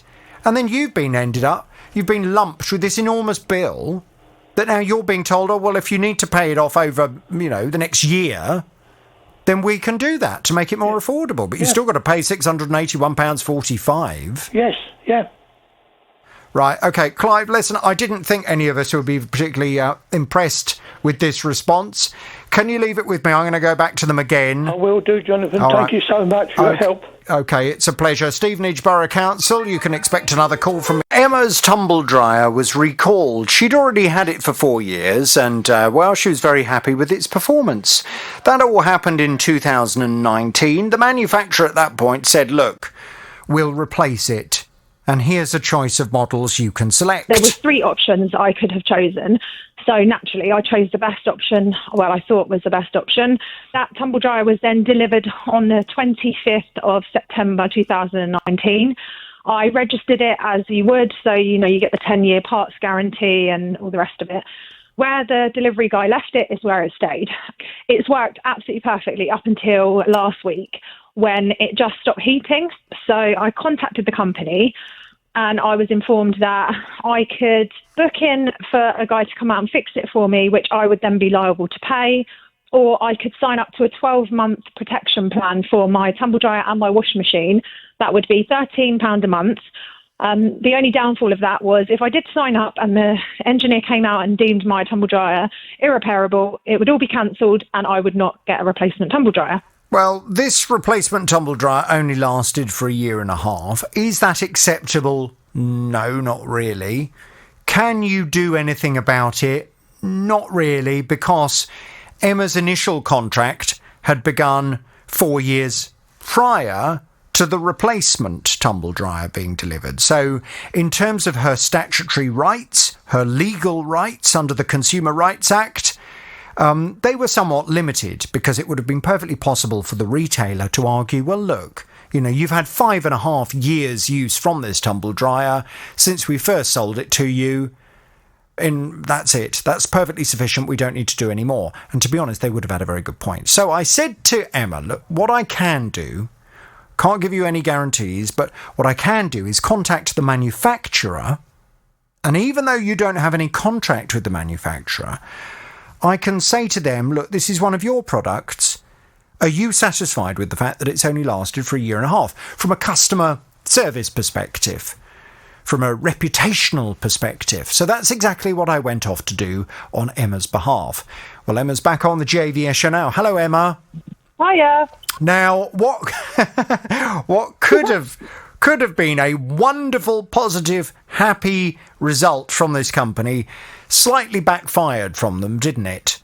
It did a little bit, yeah. All you were really looking for when you first came to my programme was for them to agree to come and repair the tumble dryer without charging you any money. Correct, that was it, yep. And when I spoke to the manufacturer, they said, yeah, OK, we'll do that. Yeah. But then they made a bit of a boo-boo in terms of sending me an email to confirm the conversation they'd had with me. Yeah. And in the email, they described how they were going to give you a free replacement tumble dryer. That's correct. Well, of course, I read that to you, and that got your hopes up. You thought, fantastic, I'm getting another tumble dryer. Yes. Then the PR company that were dealing with this on behalf of the manufacturer called me up, tail between their legs, to say, terribly sorry, but we made a bit of a typing error when we wrote the email. Yeah. The offer has never been a replacement tumble dryer. It was always a free repair. Yeah. We're really sorry that we put that in writing. It was never on offer by our client. It is just a free repair. Well, the free repair is still good because it's more than they had to do. But, of course, when they've mention they're going to give you a new tumble dryer, it's always going to feel a bit of a letdown. However, thankfully, we have not spent too much time dwelling on that. And in fact, when they came out last week, you were telling me the engineer was there in the background. He was repairing the tumble dryer. He told you that it was all fixed, but you said, well, can we just withhold a tiny bit of the horn until I've checked it? Have you now had a chance to thoroughly test out your tumble dryer, and is it all working perfectly? Yes, I have, and it does work. Yes, it works very, very well. However, there is a slight humming, if that makes sense. So it makes a bit of a noise now, and I don't know whether that's it didn't do that before, so I don't know. And I didn't want to say anything until I'd spoken to you first, for obvious reasons. I don't want to say the wrong thing. I mean, it works fine. So do we ignore the fact that it makes a strange noise, or do we... What do I do about that? Because it doesn't affect its use. It works perfectly fine. It just makes a really... I mean, I have tinnitus, so to me it's a really irritating sound, but to a normal person it may not be. But it didn't have that before. Are you near it now? I'm not near it now. I'm not. I'm actually not at home. But I can be home. Well, I tell you what. Can you please record it? Yeah. On your mobile phone? Of course. And can you send me over a little video demonstrating this humming noise? And I'll make a judgment, really. I mean, the simple fact is, if the tumble dryer is now working perfectly... It does. It absolutely works perfectly fine. There's no issues with the heating of it. All the clothes come out fabulous. It's just that humming noise. I mean, like I say, I have tinnitus, so noises like that are very... they're a lot louder for me than they are most people, but my husband, he can hear it too. But, you know, he's the sort of type that said, oh, well, it works. It's just don't shut the door, leave it. But as long as the humming noise is not... something else. Because there's some kind of, defective part that's now been put into it. I mean... Yeah. But, I mean, presumably the engineer tested it before he left. He did, yeah. He sent me the report, actually. Not that I understand any of it, but, yeah, he sent me the report and said it works fine. Okay. Well, I tell you what. I mean, on the face of it, I'm going to assume that it's just because they've replaced a part... It may well be that this new part is making more of a noise than the old part did. I mean, that's what I thought. But it's still working perfectly. But I would like to just hear it for myself, just because, I mean, if it sounds like a lawnmower, then the chances are I'm going to say, well, that doesn't sound right. I mean, there's obviously something going on. If it's just a slightly different noise to the noise that it used to make, but it's perfect. I mean, it still makes the noise of the tumble dryer. There's just an added... hum, if that makes sense. It's quite a high pitch. But that's a bit strange because a hum isn't normally high pitched. I mean, no, you can have you'll hear it when I video it. You'll understand. It's quite difficult to explain. Right. When I video it, you'll hear it, obviously. So I'll video it for you. Okay. Well, I would. Sorry, excuse my daughter. I would like to hear it. So So I'm presuming then my final honk on the horn that I was going to give them today, I presume we're still not giving them that. I mean, it's entirely up to you because, let's face it, the end goal was to have dry clothes, and my clothes are dry. Yeah, but I can't call this a result. If ultimately they have fitted a part that is now broken and making a dreadful noise, then I'm not going to be satisfied, and I'm sure the company wouldn't be satisfied with that either.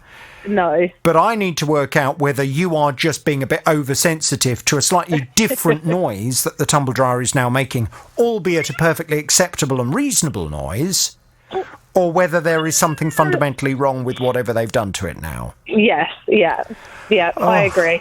Dear, what a faff. I know, it's a bit of a nightmare. You're telling me? How much easier would it have been if they'd have just said, here you go, here's your replacement after all?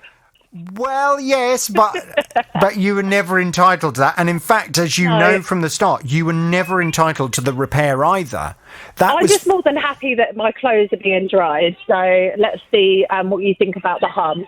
Yeah, if you can do that video and we'll take it from there, I will withhold the final honk of the horn until that, okay? Okay, brilliant, thank you. All right, thank you very much indeed. Carla booked a holiday in February 2020 to go to Gran Canaria. It cost her, wait for it, £5,899. It was a holiday for 6 people. Well, they were really looking forward to it for a number of reasons. We'd been before at that time of year, just after my mum had passed away about 7 years ago. So we wanted to go again. It's a really nice thing for us to do because my dad doesn't want to travel on his own, and it's just a lovely opportunity to sort of remember her. So we were obviously really disappointed we couldn't go. I sent an email to confirm that it had all been cancelled and to wait 30 days. And then we got to about 30 days, and they said a similar kind of thing. Would you like to buy another holiday? So at this point, it's sort of 60 days. We said, no, we'll rather wait for, you to get all of the refunds at your end and to have the money back. And then last week, almost at 90 days, we received an email with a voucher. But the voucher is for £3,179.83. I've no idea why it's that. And it also references 1 adult and 2 children, so not our party of 6. And it says that we have a year to use that voucher. And if we don't use it by the 31st of December in 2021, we can at that point start to ask for a refund in cash. So I now feel like I'm being given the runaround big style. Well, as you can imagine, Carla's not happy about it. She doesn't want the voucher. She wants her money back.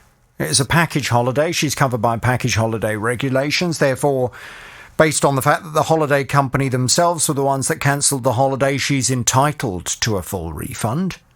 So where's her money? Should be very straightforward. And I thought it was going to be, until I saw which company it was she booked this holiday through. Carla's back on the JVS show now. Hello, Carla. Hello, JVS. Hello. My heart sank, to be honest, when I saw which company you'd booked the holiday through.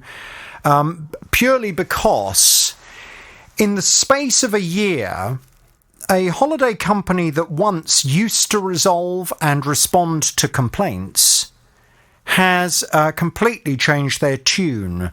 Certainly when it comes to one of my other listeners, and regular listeners to my programme will know that this has been an ongoing battle. The company that you had booked this holiday through was Teletext Holidays. Now, Teletext Holidays, when I have spoken to them previously about this kind of issue with one of my other listeners, just simply didn't respond. They told me they would respond, but they didn't ever respond. And in fact, to this day, they still haven't responded to that particular customer or to me on their behalf. And that customer has now started legal action against Teletext Holidays, and I have been informed Teletext Holidays have responded to the person now to suggest that they are going to defend themselves in court. So they're still not prepared to pay. So when I saw that you'd spent nearly £6,000 with Teletext Holidays and you're looking for your money back, I'll be honest with you, my heart sank. But I thought, you know what, I'm going to give them a fresh chance to respond. And indeed, I made contact with them. They have not come back to me with anything at all, Carla, I'm afraid. I was really hoping you were going to say, on this occasion, they have lived up to So was I. So was I. And I was prepared to start afresh. You know, maybe it was just something to do with the other case that I was investigating that meant they didn't want to respond. And I thought maybe they will take the opportunity given to them to set the record straight and to hopefully come back and say, yes, of course, we will refund Carla. She's entitled to the money. We will make sure that she's fully refunded. I'm afraid I can't tell you anything at all because, as I say, Teletext Holidays, they haven't had the courtesy to provide a single response, not a single word in response to your complaint. Wow. Yes, so, wow. They're obviously not looking at retaining any customers because this is just really shoddy. How do they get away with it? The law is very clear. Well, the law is very clear and the package holiday regulations are very clear. However, the only way that the law can be upheld is if a case such as this ends up being heard in a court, at which point the judge will uphold the law. And I have to be honest with you, I think at this stage, based on the fact that Teletext Holidays have not... I mean, how long have you been trying to get your refund from them? 90 days. Okay. So you've been trying for 90 days. The fact they haven't responded to you They've not responded to me since my first contact with them on the 25th of this month and subsequent chasing up to see if they did indeed want to respond.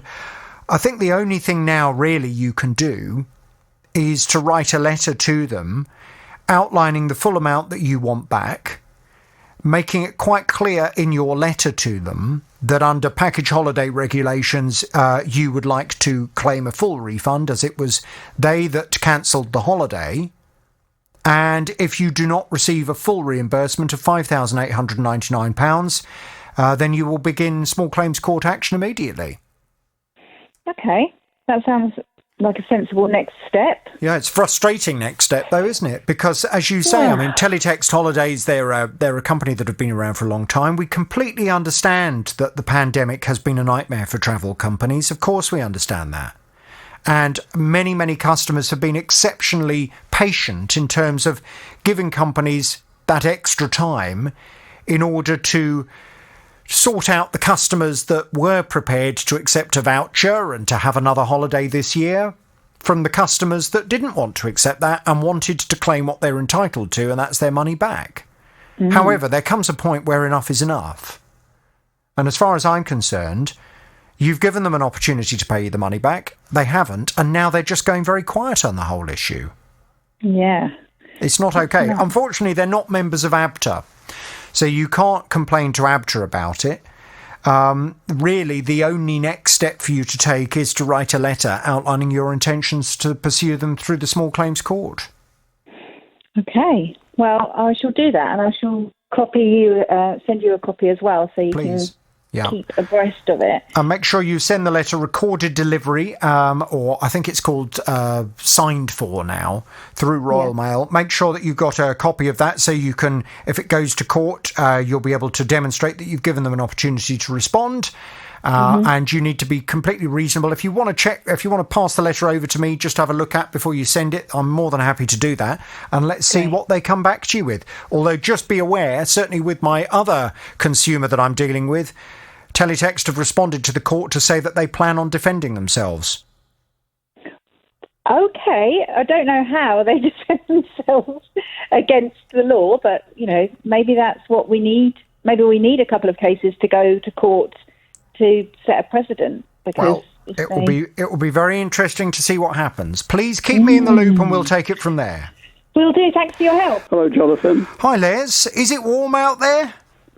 Yes, it's quite warm. Oh, is it? Oh, okay, all right. It's obviously deceptive through my window to the world. Now, look, Les, I gather you've got a consumer problem.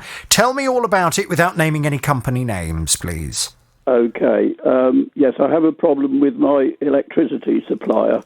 They've been taking ever-increasing amounts of money by direct debit, and they are now saying that I should be paying £2,154 per month. What? To keep up.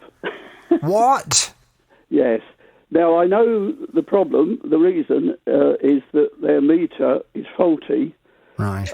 I've had this confirmed by one of their engineers.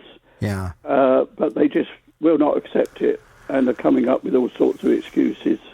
So when did you first start to have your suspicions that there was something wrong with the meter? Well, this time last year, I was paying £166 per month by direct debit. Okay. How big is your house and how many people live there? It's a medium-sized bungalow, 2 people, myself and my wife, and we're pensioners. And how is the property heated? By gas. Right. Well, £166 then a month for electricity seems exceptionally expensive.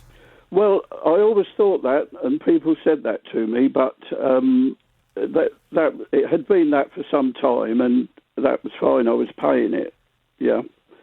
But then we got to September, and they increased it to £241.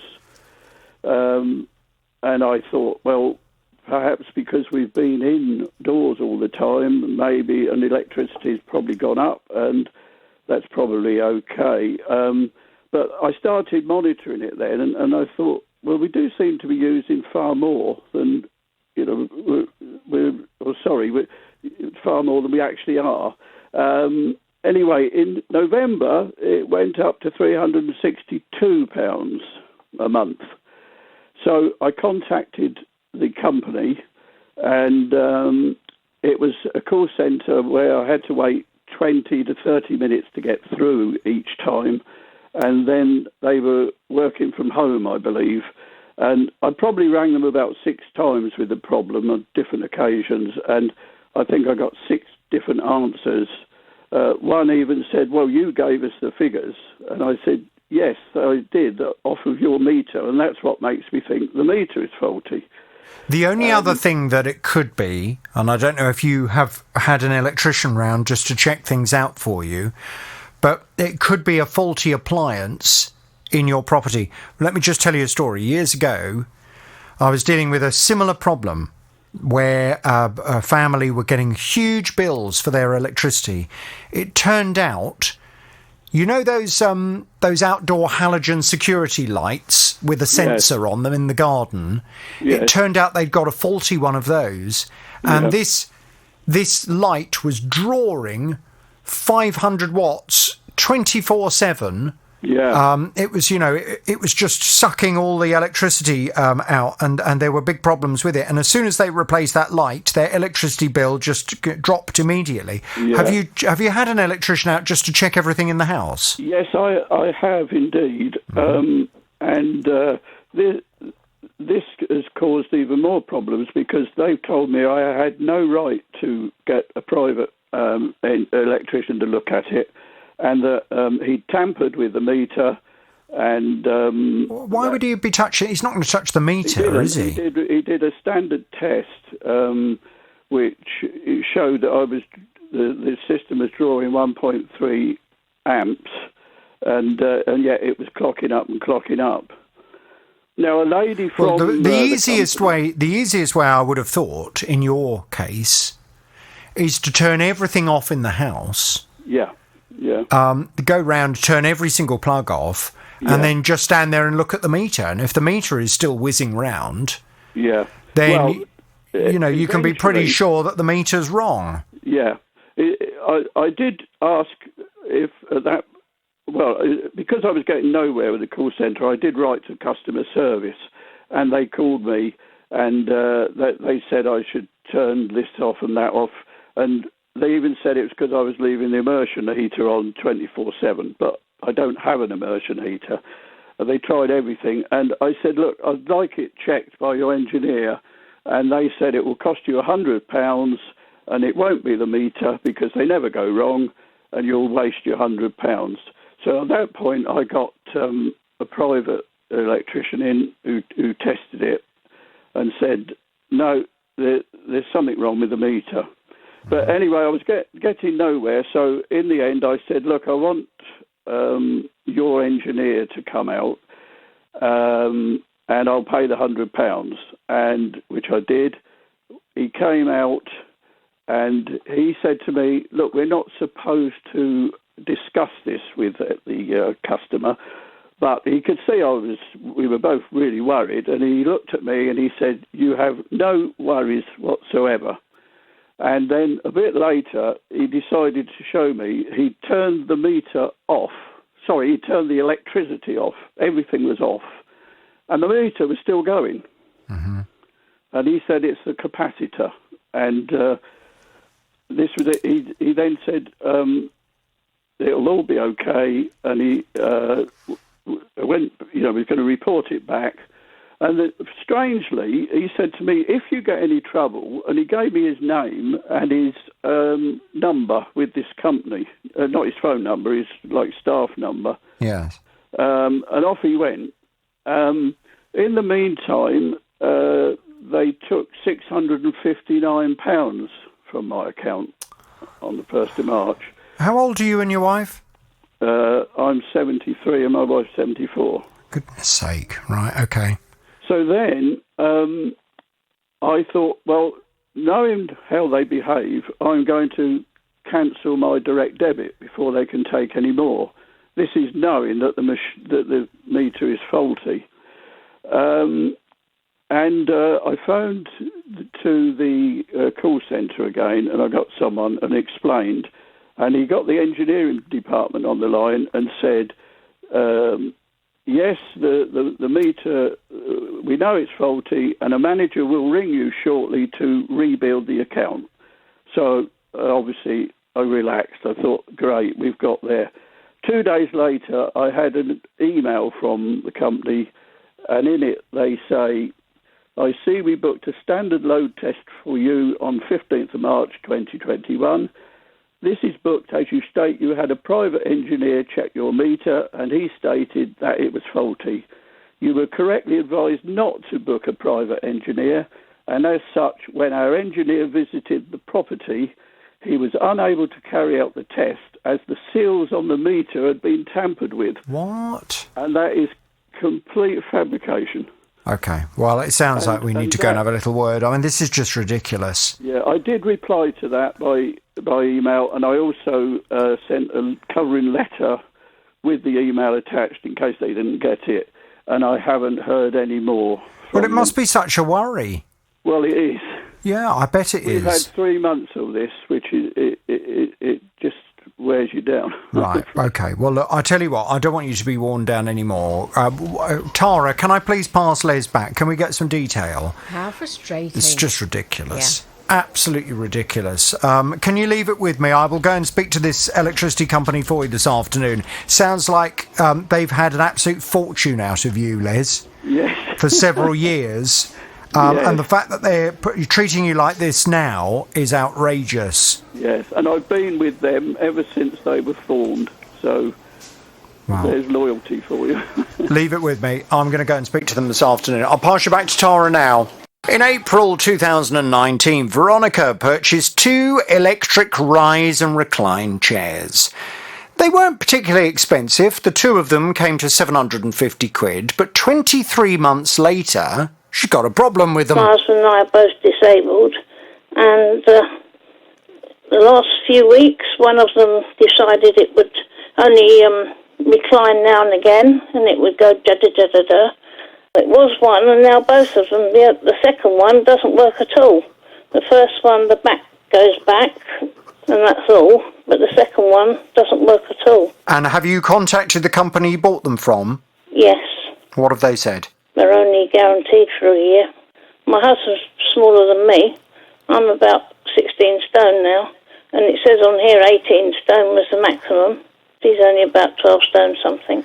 Well, as regular listeners will know, the Consumer Rights Act of 2015 states that any product you purchase must be fit for purpose, of reasonable quality based on the amount of money you've spent, and must last for a reasonable amount of time. Now, as I mentioned earlier, in the grand scheme of things, for 2 electric recliner chairs, £750 is not high-end. So you wouldn't necessarily expect these chairs to still be going strong 10 years down the line, but you would certainly expect them to have lasted more than 23 months. And therefore, under Veronica's statutory rights, she's entitled to expect that these chairs should be better quality than they clearly are. That's exactly what I went off to explain to this company on Veronica's behalf. She's back on the JVS show now. Hello, Veronica. Hello, Jonathan. Hello, Veronica. Now, they have said that, and they've framed this as them doing you a favour as a goodwill gesture, because they still maintain that they don't have any liability to you. Mm-hmm. But they have suggested that they would be prepared to cover the cost of an independent report on the chairs to find out what the problem is. Yeah. Now, that independent report was due to be carried out last Friday, I think it was. That's right, yeah. Did the guy turn up? What did he say? Yes, he certainly did. He was very helpful. Well, one of the chairs that didn't work at all, there was a cable that possibly from when it was made that wasn't quite routed in the right way, and the cable had got caught, and that's why that one had stopped working. And he sorted it all out, and that one works fine now. Oh, okay, fine, that's helpful. And the other one, the motor has gone. Mm-hmm. I asked him, what happens about motors? Are they, do they usually last longer? And he said, well, I'll be perfectly honest. He said, we have had brand new chairs where the motor's gone in only, a few days. I said, oh, right. So he said, you can't say yes or no whether it would last a long time or it wouldn't. So he said, anyway, so I have to get back this, I have to put back to this company and tell them what I found. And you'll hear from them within 3 to 5 working days. So I said, that's fine, thank you very much. Anyway, this morning, I had a phone call from the company I bought them from. Yeah. Very nice lady. We will now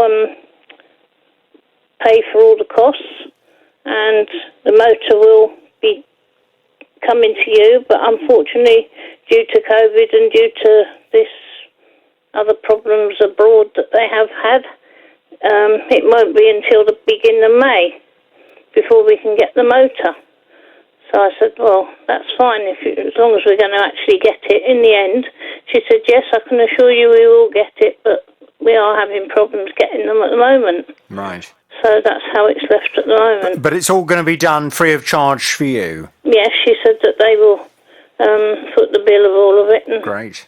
That will be fine. So. Well, that is good. That's reassuring, because I was a bit worried that based on what you were telling me the engineer had said, he seemed to, I mean, it sounds almost from the way you're telling it as if he seemed to think it was okay for some motors to only last a few days. I mean, the simple question I would have put to him is, well, would you be happy if you'd spent this money on a chair for your mum, for your elderly mum, and it only lasted for 23 months and then stopped working? And I bet you'd say, well, no, I wouldn't be very happy. At which point, you know, that's the end of the argument, really, isn't it? Unless you've done something to damage it, unless you've, you know, poured a pint of water in it, or jumped up and down on it and used the chair as a trampoline. Well, if you've used the chair in a completely normal and reasonable way, then it's just not acceptable that it would only last for 23 months. End of story. Yeah. Anyway, it looks like we don't have to have that argument. It looks as if they're going to get it sorted. Shall I give them this?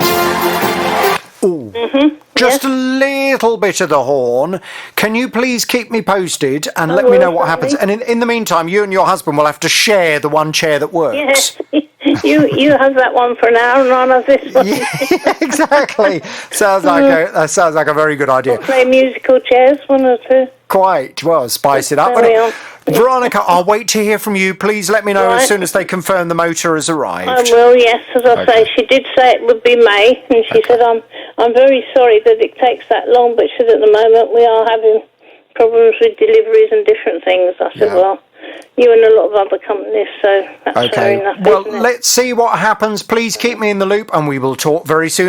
Good morning, Jonathan. Good morning to you. I gather you have a consumer problem. Tell me all about it without naming any company names, please. Okay. Well, I have a 12-year-old greyhound who was rescued, and he was diagnosed with arthritis of the hip. So we decided to buy him a nice new calming bed, which apparently helped them with their arthritis and made them more comfortable in the evenings. What's his name? His name's Max. Good dog name.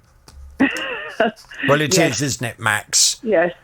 Max and Sam, good staple dogs' names. They certainly are. Okay, so and this bed, tell me about what was this bed going to do special then for his arthritis? Well, I read the advert, and apparently it made them more comfortable and more calming, because he now can't sleep in my bedroom with me. He can't get up the stairs. So we thought that this would help him through the night. So we decided to purchase one. But what I don't understand is, how does it work? I mean, does it have a heat pad in it, or is it? No, it's one of those very fluffy ones. So I think it's more comfortable, although it's got support. It's fluffy, and they can curl down in it and snuggle. Well, yeah, but I mean, it all depends how your dog likes to sleep, doesn't it, really? Because some dogs will spread out. Others, my dog kind of curls herself up like a cat. She sleeps in a ball. Yeah, well, we did buy the extra long one, so he could sleep full out, as he does, because the beds he's got at the moment, he hangs out of. Right. He's got his long legs. Mm-hmm. Yes, yes, he's very tall. Okay, so how much was this bed? This bed was £25.90. Okay. So not particularly expensive. No, that's what we thought. So we decided we'd treat him. The bed is actually 47 inches long. Yeah. Well, I guess it's worth a try, isn't it? I mean, as long as the bed is relatively comfortable, even if it doesn't help him that much, you've not spent a huge amount of money, so it's worth a try. No, that's what we thought, and we thought we'd treat him after his diagnosis of, not being well and being on painkiller for the rest of his life. Right. Okay. So what happened? What happened then next when he got the bed? Well, I didn't get the bed. Oh. Why? What happened? I don't know. I ordered the bed and we paid for it, and I got an email from a well-known payment platform giving me the details, and this was on the 10th of February.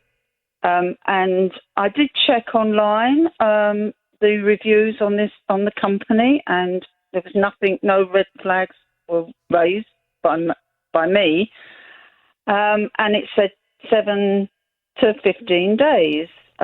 This was a company in the UK, was it, you were buying it from? I don't think it is a company in the UK, no. Oh. Because when I went on their web, it said it gives different companies, and the delivery times, which it didn't worry me at the time because I've had other things come from abroad. So, but as time went on, and I wasn't hearing anything, I tried to email the seller, which I have a name and an email address for.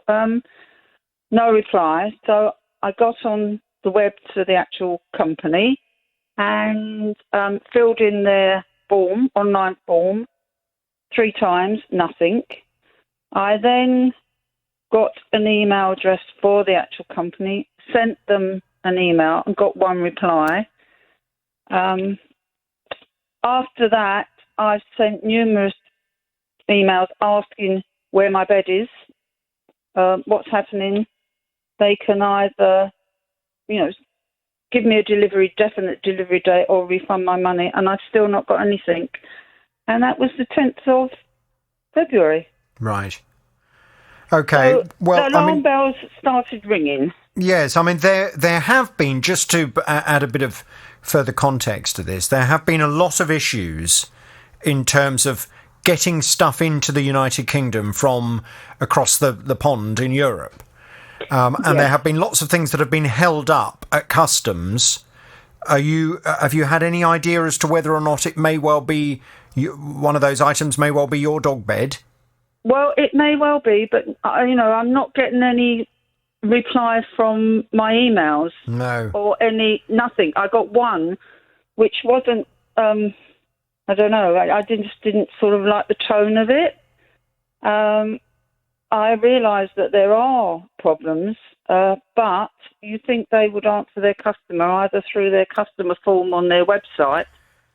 Yes, they should. Yeah, I mean, they should do. I mean, obviously, I have no idea who you've ordered this dog bed from. I certainly would not advise buying things from countries elsewhere. One of the main reasons being, if you bought, for example, a dog bed from a UK-based retailer, you're covered by the Consumer Rights Act.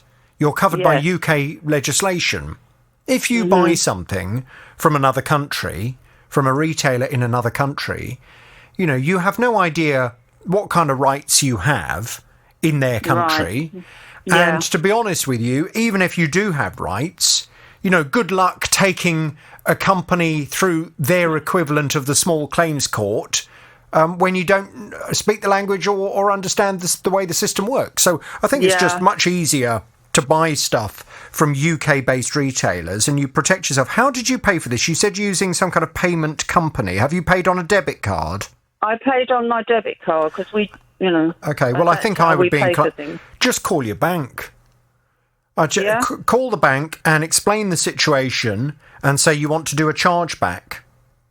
Right, okay. I don't think I'd be inclined to do too much messing around with this. I mean, for whatever reason, that bed has not arrived, and the company, even though you've given them a perfectly reasonable opportunity to address the fact that the bed hasn't arrived and to provide you with some reassurance, it would appear they haven't done that.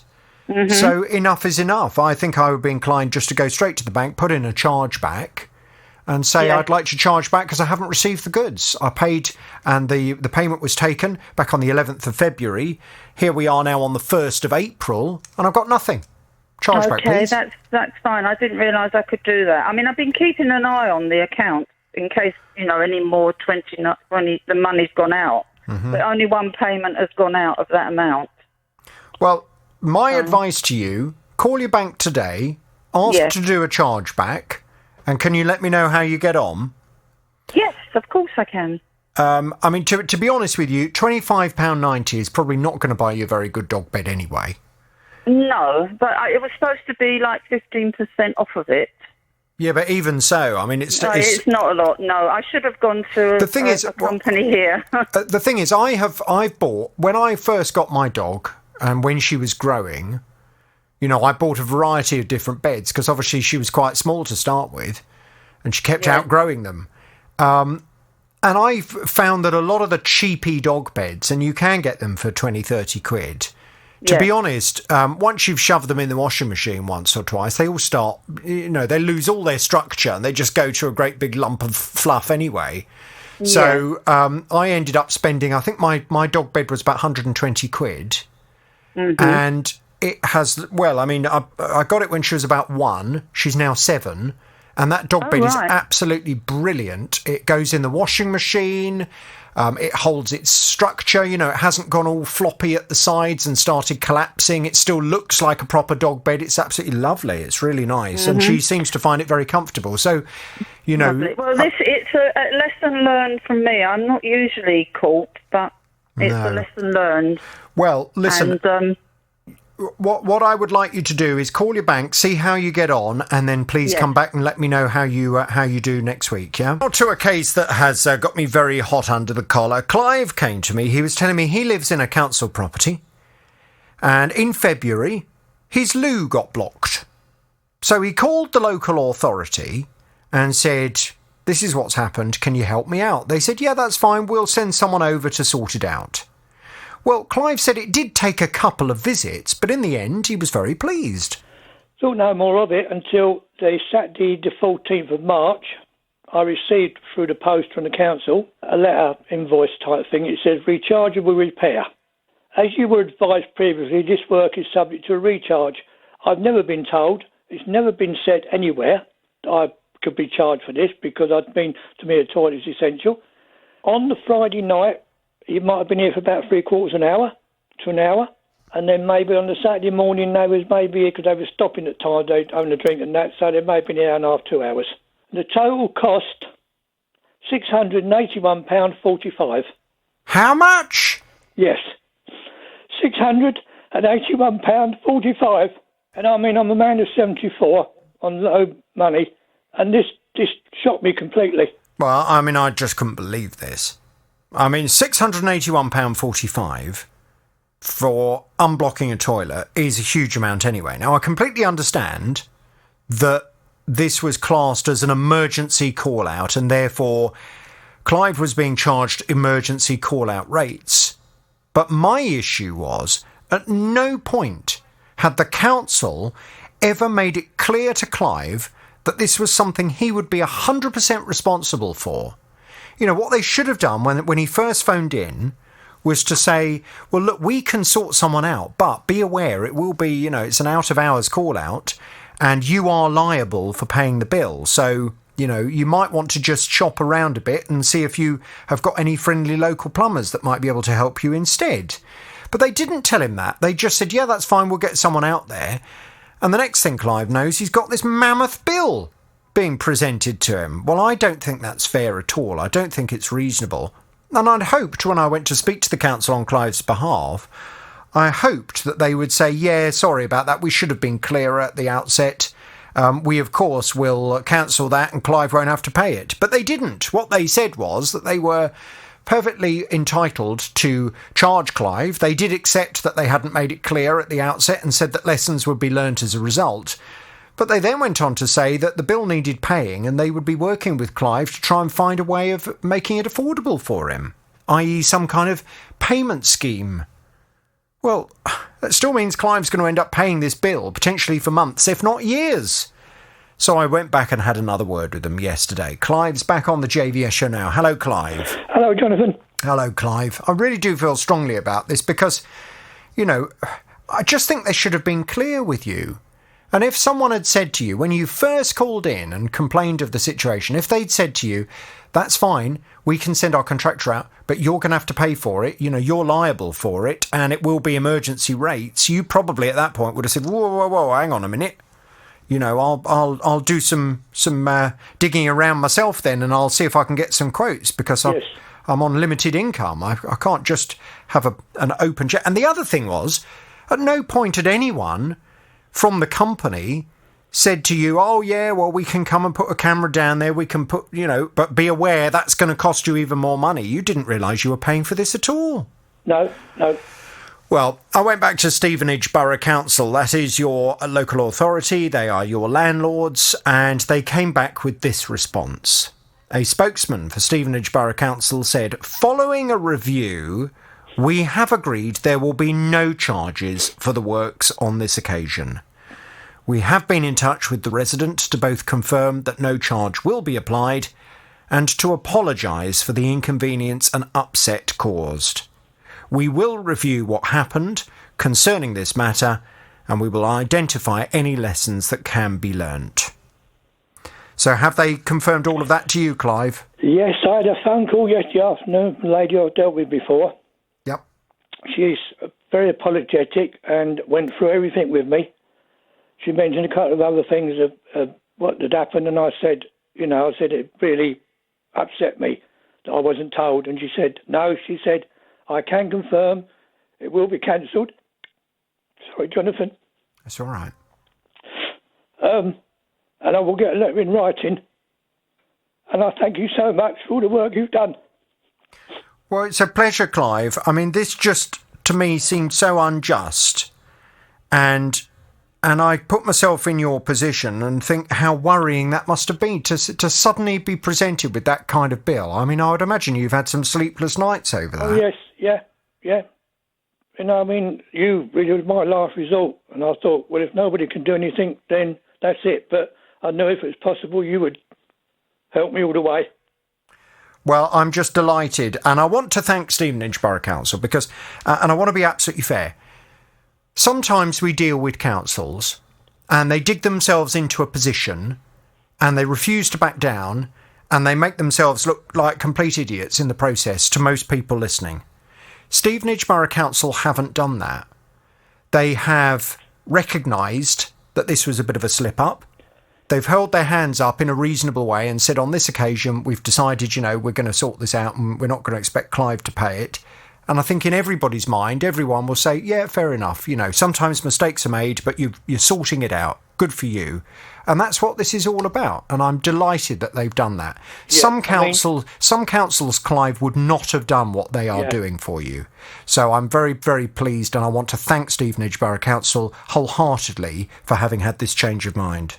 So would I like to. I mean, the lady said to me they've learnt lessons. They were making sure in future that people are informed of what the situation is, and if that happens, that's all for the good. And I thank them as well for doing this for me. I really do. Great. Well, Clive, I can send you off then to enjoy your Easter weekend without this worry hanging over you. Yep. I will thank Stevenage Borough Council. I will give them the horn. If you do have any other problems, you know where I am. In November 2018, Dick purchased an AV amplifier. It's a box of electronics. You connect to your Blu-ray DVD player and you put lots of speakers on it. And the idea is to reproduce a cinema sound in your own home. 2 or 3 times a week I watch a movie. I paid £1,789 for it, and it's been great. I've had about 8 of these over the past 40-odd years and never had a problem with any of them. Anyway, switched this one on a few weeks ago, started smoking, so I turned it off. It was a 2-year warranty and it was 8 weeks out, but I thought, well, I'll contact the retailer. So I contacted them, told them my problem, and they gave me an address of a repair centre that would look at it. So I wasn't too happy about that. No, well, as regular listeners will know, when you purchase any product from a UK-based retailer, you are entitled to expect that product will be fit for purpose, be of reasonable quality based on the money that you spend on it, and will last for a reasonable amount of time. There is no 12-month cut-off. There is no 2-year cut-off. In fact, if a retailer ever suggests to you that because the warranty has run out, they no longer have to do anything, they're talking complete and utter nonsense. And they either know they're talking nonsense, but hope you'll buy it, or they're completely ignorant and they have no idea what they're talking about. Either way, don't fall for it. Thankfully, most of you who listen to my programme on a daily basis, you're so informed now, you don't allow retailers to get away with this kind of thing. Now, I went to speak to the retailer on Dick's behalf to explain to them their obligations under the Consumer Rights Act. This amplifier certainly wasn't cheap. It was quite expensive. Dick's back on the JVS show now. He can remind us how much it was. Hello, Dick. Hello, Jonathan. How much was it? It was 1,000. I think it was 1,870 odd. Which is a lot. It is. Yeah. It's certainly a lot of money to buy something that's then going to start smoking 2 years later. I mean, you just won't be happy about it. And if it was your fault, if you'd spilt a vase of flowers all down the back of it and that had caused it to start smoking, then, well, to be honest, tough, be your fault. But you hadn't. You'd used this amplifier in a perfectly reasonable way, and it had clearly not lasted for a reasonable amount of time. So I went off to speak to the retailer on your behalf, and to be fair to them, they didn't seem to want to get into any kind of protracted conversation or argument with me. They just said, OK, look, we'd rather not discuss this under GDPR, but please leave it with us, we'll get it sorted. And indeed, when I next spoke to you, you said, yeah, that's great. They said they're going to get it repaired and I'm not going to have to pay anything for the repair. Super. Trouble is, that repair then took quite some time. So I went and chased them again for you. This time they did come back with a bit of information. They said, as stated previously, we are cautious about sharing any GDPR-sensitive customer information with third parties. However, I appreciate you're currently in communication with Dick, so I understand it is appropriate to discuss the matter with you. I have kept Dick up to date with several emails over the last 2 weeks and was hoping the product would now have been returned to him. But because this has not yet happened, I followed this up with the service agent this morning. They've told me that after the initial components were replaced, on testing, it had been found that further parts are required, which have already been ordered. I'm sure you appreciate this is a complicated product and the service agent needs to be completely satisfied that it is working fully before the product can be returned. We will continue to ensure Dick is kept informed of the progress. Based on the information given by the service agent, we are hopeful the parts will be with them by the end of this week, that was last week, and the repair can be completed shortly after.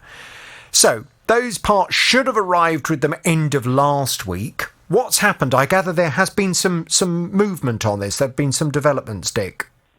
Yeah, I haven't got it back yet, but they've loaned me an amplifier, which a very nice man spoke to me on Friday, and I got it Saturday morning, and it's all in and it's all working. But my original amplifier, no, it's still not fixed yet. Right, and the one they've lent you, is that the same as the one that had started smoking? No, it's the same make, but it's slightly sort of different. Cheaper one.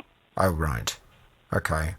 Well, as long as that... But it was made very clear, was it, that this is definitely just a loan one? They're not hoping you'll keep it and that will sort the problem? No, it was definitely a loan one, yeah. Right. And when they... How did you have the conversation? Was this over the phone or by email? Over the phone. He phoned me. Right. And did he give you any indication as to what the delay was now? No. No, he just said it may be through the customs, it may be delayed. Oh, okay, fine. He didn't give me a definite, it will be fixed by, this and such a date. Okay. Well, certainly various components, as you know. I mean, there's been the issue in terms of the change of customs regulations for stuff being imported into the UK. That's caused all kinds of delays. Then, of course, the Suez Canal problem I mean, could it be that the component was stuck on a ship somewhere? I mean, it could be a whole variety of reasons. So I think the fact they've given you a lone amplifier in the meantime is fantastic customer service, as long as it is just that, a lone amplifier. I did mention it had been 2 months now that I've been without it, and he said, yeah, he was aware of that. Right. Did he apologise, or...? Not really. Not really. I see, right. He didn't sound very, but he's a nice man to talk to, so... I'll tell you what I'll do. I think might be a useful and sensible bit of additional help I can give you. I'll just drop them another email this afternoon. Let them know that you and I have had this conversation, and I'm very, very, very pleased that they've been so kind to give you a loan amplifier. Can they please let us know when your repaired amplifier is going to be ready? Because obviously you're itching to have that one back. I'll just kind of phrase it like that, and then we can, let them know that certainly something that I'm staying across. I think that would be useful. Okay, yeah. Dick, let's leave it there. I'll talk to you very soon. Leave it with me. I'll go and email them this afternoon. Yep, I'll keep you informed. Thanks a lot. Richard had some luxury bookshelves made and fitted in August 2018. He chose this specific company to make them because they'd given him what he thought was excellent advice on making good quality, long-lasting furniture. For example, they told him that the bookcase really should be made from hardwood and, very importantly, given a tough diamond paint job to make it extra durable. And that's exactly what he went for. Trouble is, he's had an issue with the finish of this bookcase ever since it was first installed. There were a few accidental scratches and a couple of little gaps here and there they needed to fill, and they repainted those by hand.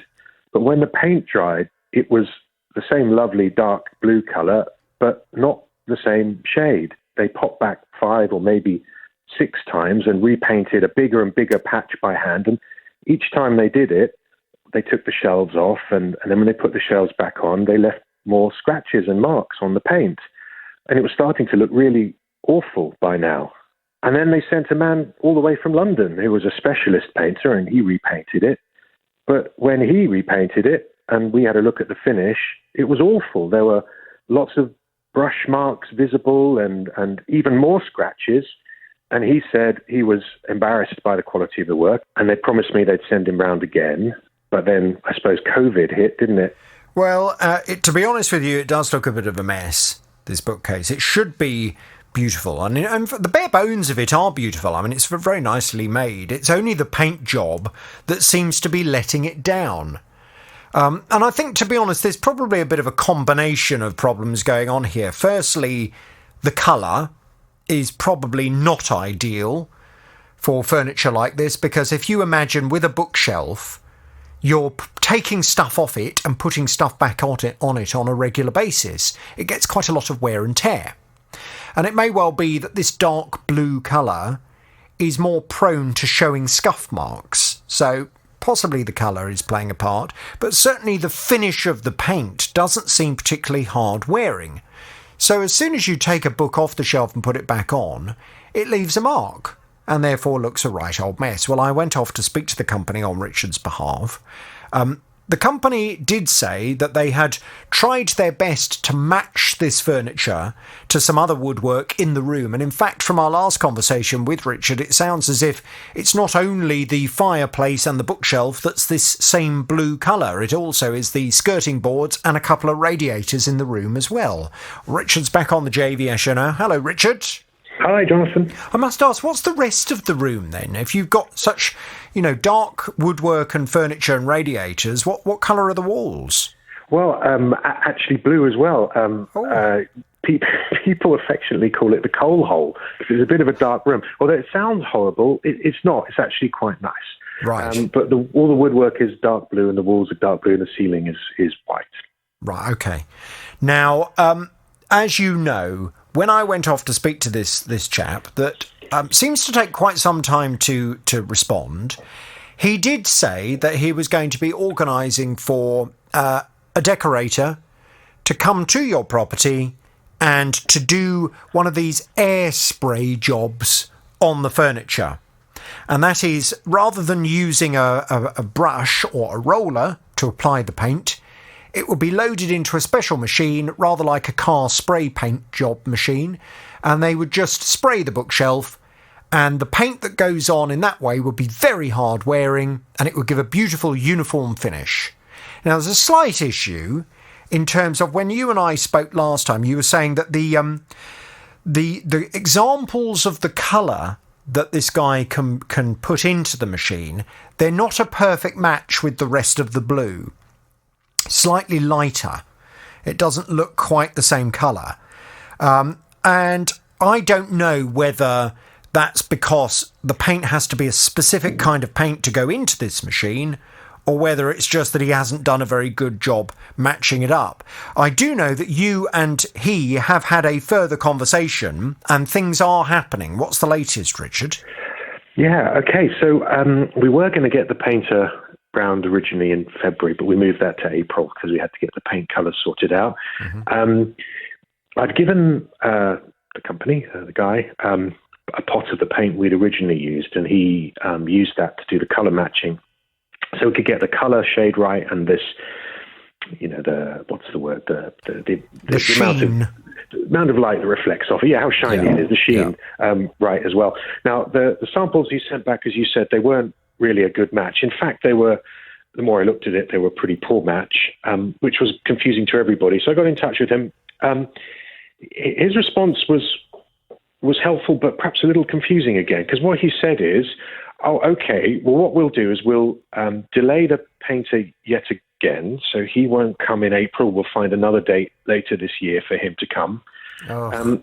The second thing he said was, and I tell you what I'll do, is I'll send the paint you gave me, or what I've done is I'll send the paint that you gave me, Richard, off to the specialist company that can colour match it and match the sheen as well.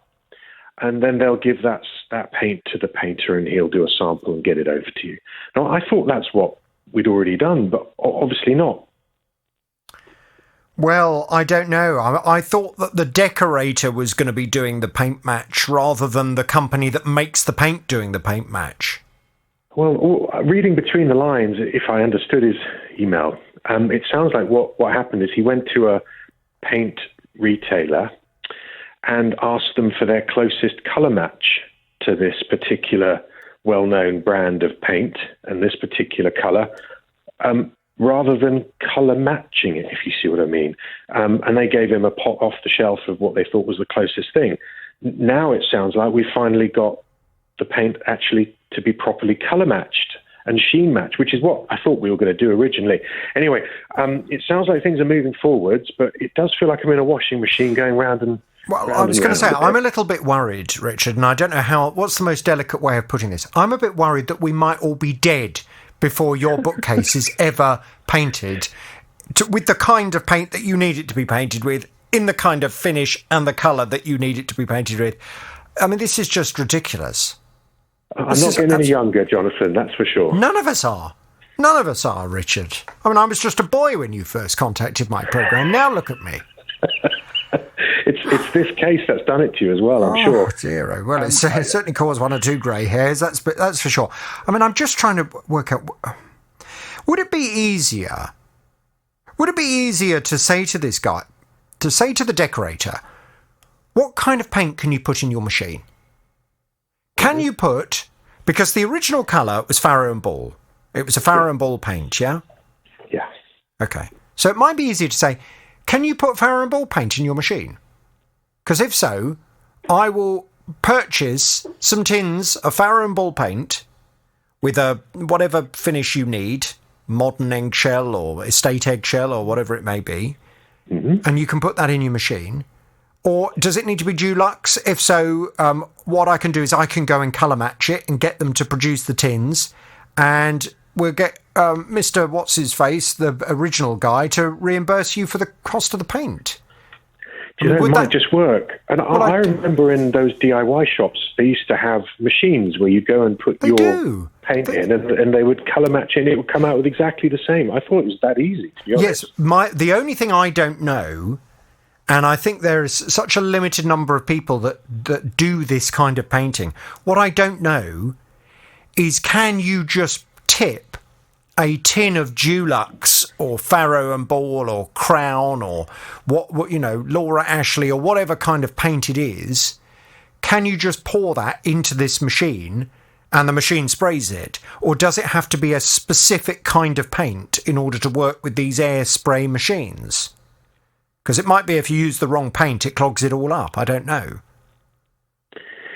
Yeah, I guess it's a special sort of paint, right? Who knows? I haven't got the contact details of the sprayer man. I can always ask for them and try that direct approach. Because it just feels like we're going round in circles, doesn't it? Is it called air spraying? Actually, I think I'm looking back at one of the earlier. I think he actually called it airless spraying.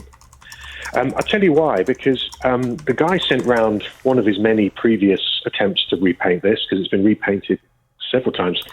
He sent round a man with a spraying device, but it was the normal sort of spraying device that makes a lot of noise, sprays paint all around the room, and sends out some fairly hideous fumes, like paint fumes, into the room.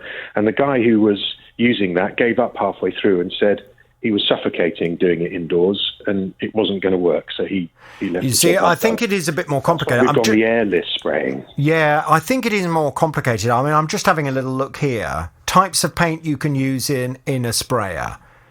As mentioned, there are many types of paint you can use with the paint sprayer, including airless sprayers, compressed air sprayers, and high-volume, low-pressure sprayers. Before you can get to work, you will have to thin your paint. This gets the paint at the right consistency for spray painting. Thinning agents vary. Sometimes water works. Sometimes another material should be used instead. Blah, blah, blah, blah, blah. So I think it is a bit more complicated. I think it's okay, though. I mean, if it's a water-based paint, that would be water, and if it's an oil-based paint, it would be some other sort of special thinner. But that sounds not too complicated. Yeah. Well, but the trouble is, what you need is for the decorator. I mean, really, you need the decorator to come along with his own tins of paint that he's already sourced. So if anything goes wrong, he's only got himself to blame. I guess the slight risk is if you say, well, I'll get the paint in that's the perfect colour, and if he then pours it into his machine and says, oh my God, look what's happened, it's all clogged up my machine. Can you imagine? It's going to be another nightmare, isn't it? It'll be an absolute nightmare. But it does just seem that this is very complicated. Farrow and Ball, on their website, say you can use their paint with an airless sprayer. Oh, okay. Well, that's okay. I mean, it's going to be about how hard this. I don't want to put another soft coat on.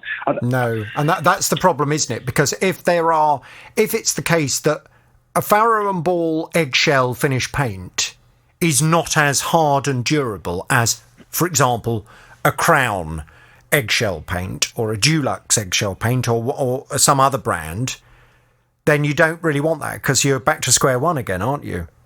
Look, perhaps I should spray it white.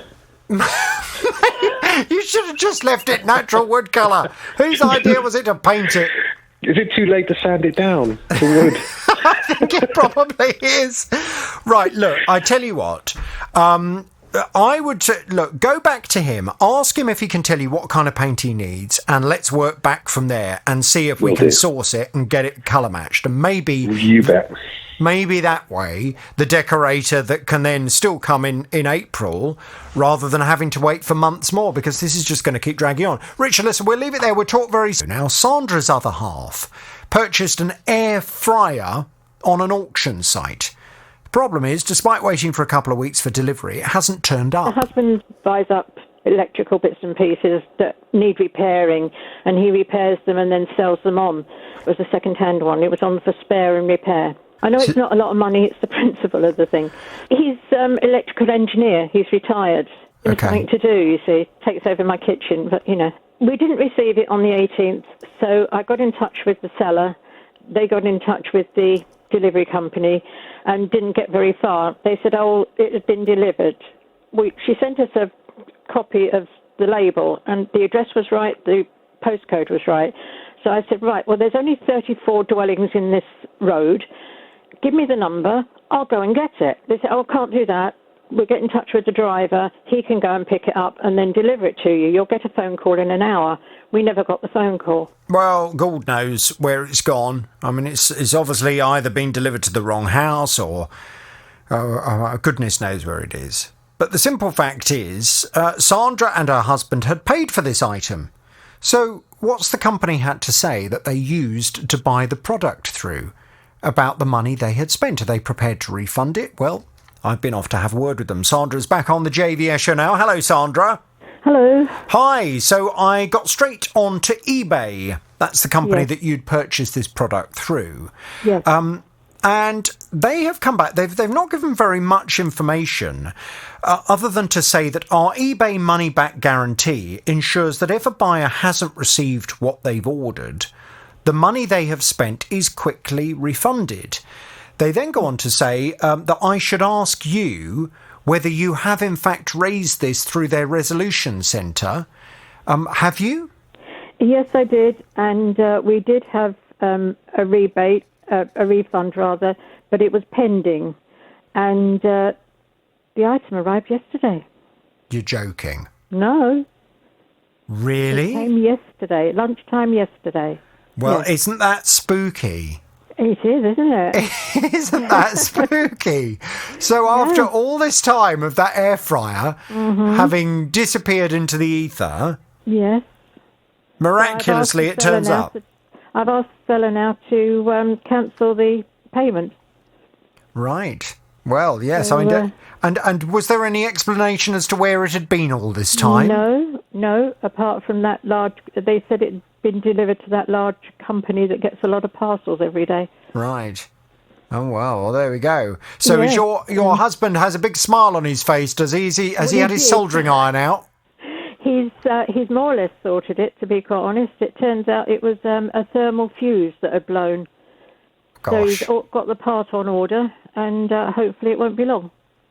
How often does he spend repairing stuff? I mean, do you see him much? Well, yeah, because he's in the kitchen. I can't go in there for whatever. But, he's forever doing something on the kitchen table. Is he? Yeah. And do you like that? Or, being honest, No. I mean, I was going to say, is it not a bit annoying? It is, very, yes. Yeah. Especially when I can't get to the sink because he's washing up dirty bits and pieces that people have sent. See, my brother he's very clever like that. He can fix things and he can build things. And when I was a child growing up, I mean, he used to drive my mum mad because she would always describe this wake of destruction my brother would leave behind, because he would start a project, he'd start building something and he'd get all his tools out and there'd be sawdust everywhere and bits and pieces all over the place, and then he'd get bored of that and move on to the next thing. Yes. And there'd be this constant kind of trail of destruction behind him. Yes. Is your husband a bit like that? Are you constantly clearing your kitchen up from all the various wires and bits? He tries to get the bits done and then put away so that we can sell them on, but sometimes it takes him a while. Right. But, sometimes some of the things we get, like cleaners and stuff, are very dirty that people send. You'd be surprised how dirty they are. Cleaner? What you mean as in vacuum cleaners? Yes. Oh. And he fixes all that as well? Yes, that's my thought exactly. Oh. Yes. Well, he's a handy man to know, isn't he? I mean, if ever anyone needs anything electrical repairing, get on to Sandra's husband. Does he like fixing things for friends and for family, or does he only like doing it when he can make a profit out of it? No, he's some old, one of his really old customers. He lives not far from us, and he couldn't start his lawnmower the other day, so he went round there and started it for him, and things like that. You know, he's always pottering about and helping others, and that's wonderful, really, isn't it? Yeah. He's obviously a very talented man, albeit you have to deal with him being in your kitchen repairing stuff. Yeah. Well, listen. He was actually telling the fella that delivers a lot of parcels to us, because he listens to you every morning, and he said, if I could give you a slight message in case anything like this happens again, you know the tracker things that they carry, that they press a button as soon as they deliver the item. That sends a signal up to a satellite, so they know exactly where it is and exactly what time it was delivered and everything else.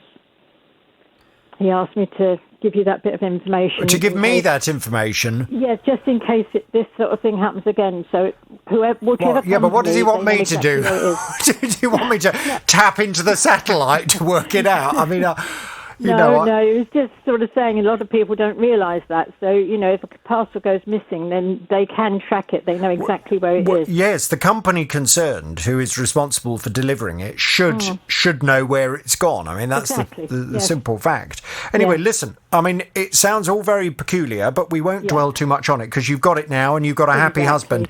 Shall we thank eBay very much indeed and the seller? Yes, please. And give them the horn. If you have any other problems, Sandra, you know where we are. But it sounds like this air fryer's not going to keep him busy all weekend. He's going to have to something else to solder. Yeah, exactly. Get rid of the burn marks out my table. Sandra, you poor thing. we all feel for you. But there we go. Listen, thank you very much indeed. Any other problems you know? Michael has a caravan that he uses as a bit of a man cave. He treated himself to something to make it a bit more like a home from home. I purchased a porch awning for my caravan the end of February 2020, £463. Supposed to be heavy duty. I bought a lightweight awning before, and that was £134. You get two entrances into the awning. You got one either side, and one of the zips, you can't undo it or do it up. The teeth don't go together. I've contacted the firm, but they don't recognise the Consumer Rights Act. They say the 2-year guarantee doesn't cover the zip. I have emailed them the Consumer Rights, but they just say that the zip is not covered. No, well, it's most frustrating. And from time to time, I come up against companies like this who seem to, and I'm not quite sure where this comes from, but they seem to wrongly be under the misapprehension that they can just write up their own terms and conditions, and as long as they stick those terms and conditions on their website, they can do what they like. You can't. And I want to get this message out there to all companies. You can't just write your own terms and conditions if they don't comply with the law. The law will override your terms and conditions. And certainly when I've been speaking to this company, certainly to start with, they seem to be suggesting that because it was over 30 days since Michael had purchased the caravan awning, their terms and conditions make it clear they're only accountable for the first 30 days, so therefore Michael's on his own. It's ridiculous. Well, Michael's back on the JVS show now. Hello, Michael. Hello, Jonathan. Now, to cut a long story short, you were taking the awning to a zip repairer who was going to replace the zip for you. I think it was going to cost about 15 quid. And at the same time, we were going to get a report from that zip repairer that would be sent to the original retailer to state that the zip was not of very good quality and that's why it had failed in such an unreasonably short amount of time, with a view to them reimbursing you for all of your costs you'd incurred. How did you get on last weekend? Because I gather things are looking up. Yeah, I took it to the repairer. He had a look at it. It was a bit more than what he'd said over the phone. He did me the report that I sent off to the retailer on the Tuesday afternoon and stated that it would cost £90 with the cost of my diesel and everything. Yeah. And in 20 minutes, it was in my account. You're joking. No. Really? After all of that, they just buckled and paid up? Yeah, straight away. Amazing. Amazing. I mean, that's fantastic, because I thought you were going to have a battle on your hands from this retailer, because a retailer that has such a lack of understanding of UK consumer law, to the extent that they believe they can just write their own terms and conditions saying that they're only going to be accountable for 30 days and after that you're on your own, normally doesn't realise what they actually have to do, and they put up a fight. They end up losing in the end, but they normally start to put up a fight. So they just decided to pay you there and then. What did the report say about the zip? It said it wasn't adequate to withstand the weather conditions, so he's got to re-stitch some of it with a plastic thread instead of just a nylon thread that they done it with. Ah. Okay, so it was very clear that the way it had been constructed in the first place was not of reasonable quality. Yeah, that's it. Okay. Well, I mean, that's great, and that report would have stood you in very good stead if this had ended up going to court, because if you're able to demonstrate in a court that you've bought a product that has a fairly substantial component of it, i.e. one of the doors, the zip opening entrances, having not been manufactured to a reasonable standard, then the court would have found in your favour, at which point that company would have not only had to reimburse you for the cost of the repair, plus your added costs like the report and your diesel, but also would have then had to, spend all that money going to court as well. So they'd obviously realised that it was actually better for them just to settle up and to move on. So is the actual awning repaired now? No, I've got to arrange that because he only opens on 3 days a week, so I'm going to ring him later today to arrange him to fix it. What would you like me to do? Would you like me to give the company half the horn now and retain the other half until you've got your awning back all fixed?